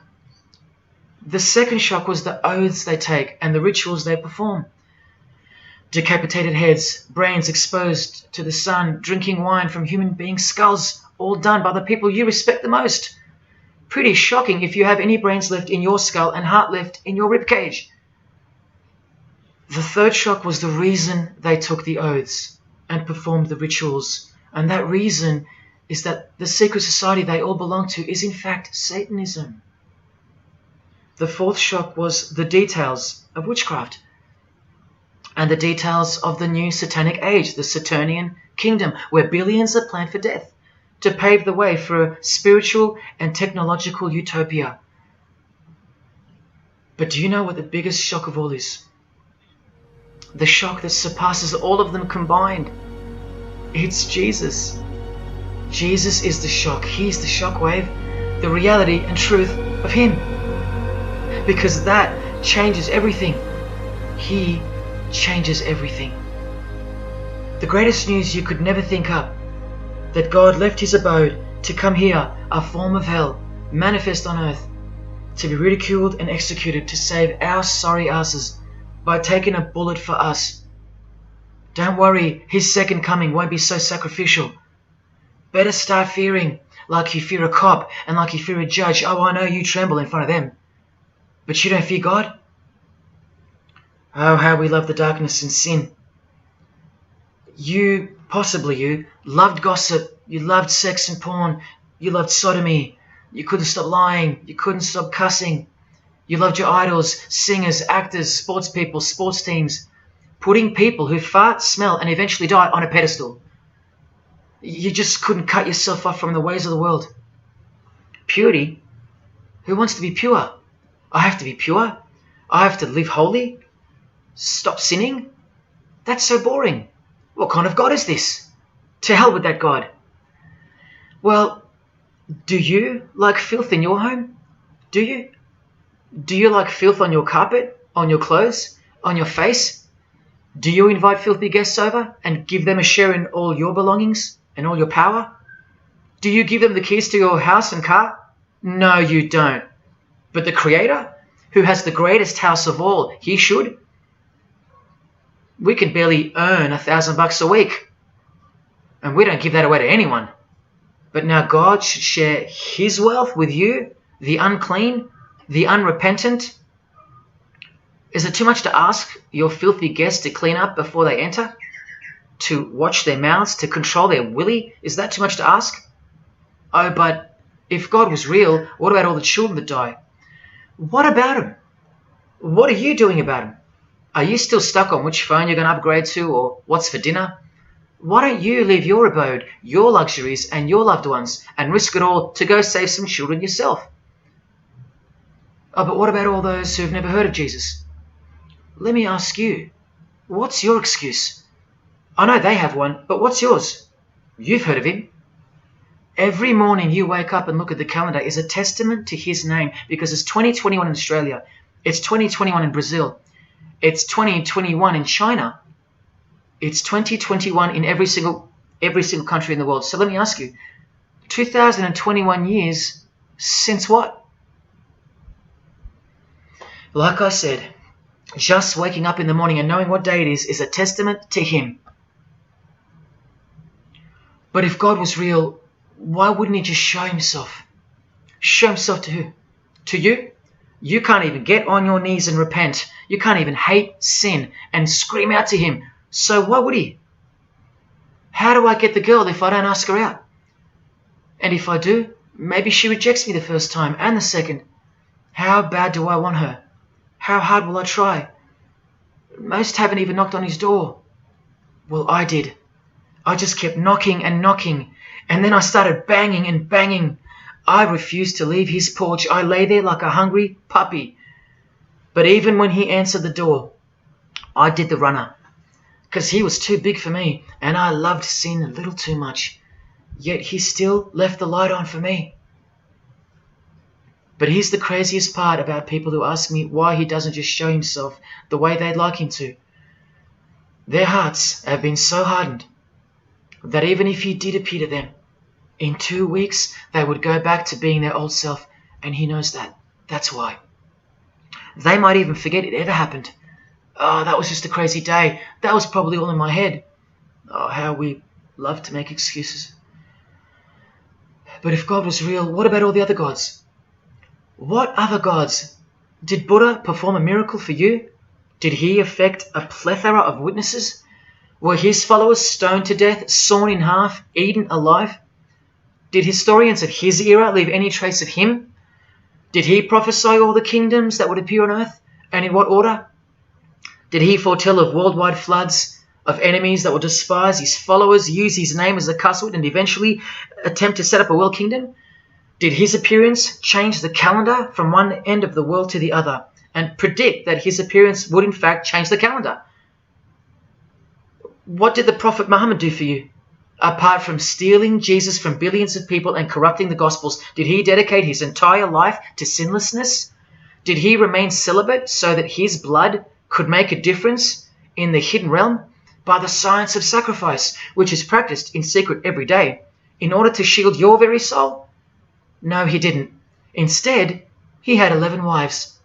One of them was 9 years old, and he lived like a king, while the real king lived like a slave, and died like one too, and washed the feet of his disciples while demons trembled at his name and presence, and still do. And let's not even bother with the other pagan gods, Osiris, Odin, Vishnu, all inventions of fertility cults that worship the sun, sex, genitals, death, destruction, agricultural religions. Did anyone else apart from Jesus Christ ever say the words, I am the truth? Have those words even ever come out of someone's mouth? I've heard of, I know the truth, I have the truth, but I am the truth? That doesn't even make sense. Unless truth itself was once upon a time born on earth as a man. Well, of course he's the truth. Where are all the heart-wrenching, knee-buckling testimonies about the indescribable power of this Holy Spirit, which comes in to sweep you off your feet and drown you in its tides, changing you forever? Where are all those testimonies? I'll tell you where they are. In the Christian column. That's where. Oh yeah, you'll get them here and there in every genre, but Christian testimonies simply outclips the rest. Where are all the life-changing, electrifying Hindu testimonies? The Muslim testimonies? A Muslim, Buddhist, or a Jew on the street corner, or from the proverbial rooftops, shouting the truth for all to hear, no matter the cost, because they love us that much, because he loves us that much? Where are they? And Freemason testimonies? Have you even heard of one of those? Satanic testimonies? You ever heard of one of those? A Freemason on his knees, sobbing from joy because of the overwhelming knowledge that Lucifer loves him? No Mason or Satanist has ever done or heard of such a thing. But the biggest cult in size is the cult of society. Where do you think the word culture comes from? And the TV, the doctors, the idols, the PhDs, the scientists, they are the priests of the cult of society. You atheists think you don't live in a religious world of your own, filled with daily rituals and daily worship? Even your beliefs require faith in what your priests teach you. Evolution, no proof. Age of the earth, no proof. Distance of the sun, all faith-based on what you are told by strangers. You can see the rings of Saturn with your telescopes, but you can't see the buggy on the moon that was left behind in 1969, yet you still believe, because you have faith. Don't you worry, no matter who you are, you live in a religious world, because life is religion. And if you're still in the I'm not religious category, think again. You all worship something or someone, and your religion is futile. But for you, for the one, whoever you are, remember the advantage that evil has over good. A little good doesn't destroy evil, but a little bit of evil destroys all good. See this glass of water? One single drop of poison is enough to render the whole lot useless or deadly. That means that 99% of the goodness and purity of that water amounts to nothing, all because of one single drop. The whole glass is evil. And so it is with the human soul. You better believe it. Does anyone go out with a stain on their face or on their shirt? You think the soul can't be stained? Think about it. Just one lie makes you a liar. So you can't go where life is, stained with death? Now, in case someone thinks I'm playing the high and mighty role, I tell you this. I used to be a liar. I used to be a pervert. I used to be a drunkard. I used to smoke all kinds of poison. I used to have angry outbursts, use a filthy mouth, indulge in filthy humour. I used to. Past tense. But no more. He finally summoned me. He called my name for the last time. He took my dog, then my music. He took my band, broke it all, and broke me, flooded me clean. He sent for me. He woke me up from a deep sleep. on a high-speed midnight highway with a whisper, an actual whisper in my ear, and only meters between me and a concrete wall with my name on it, because he knew I had it in me. I had it in me to lay it all down, risk everything, so I can take a stand for him, for the Gospels, and for you. Well, this is me taking a stand. Brothers and sisters, I did all this for just one person, and I'll be hated and mocked and worse maybe, so that that one, whoever you may be, will wage war on sin and believe. Don't let even one drop in. No matter what the distractions this evil world may place in your path, in order to bury itself and its poison in your heart, where it will take root and overpower the 99% goodness in you. Just like only a few find success in this world, even fewer will find the kingdom. It's far more difficult than winning X Factor, or making $1 billion, or reaching a 33rd degree of a secret society. It's as difficult as loving your greatest enemy. And that's just about impossible. But if you can figure out how to do that, then you've found the road to life. And I hope to see you soon. God love. Jesus wins.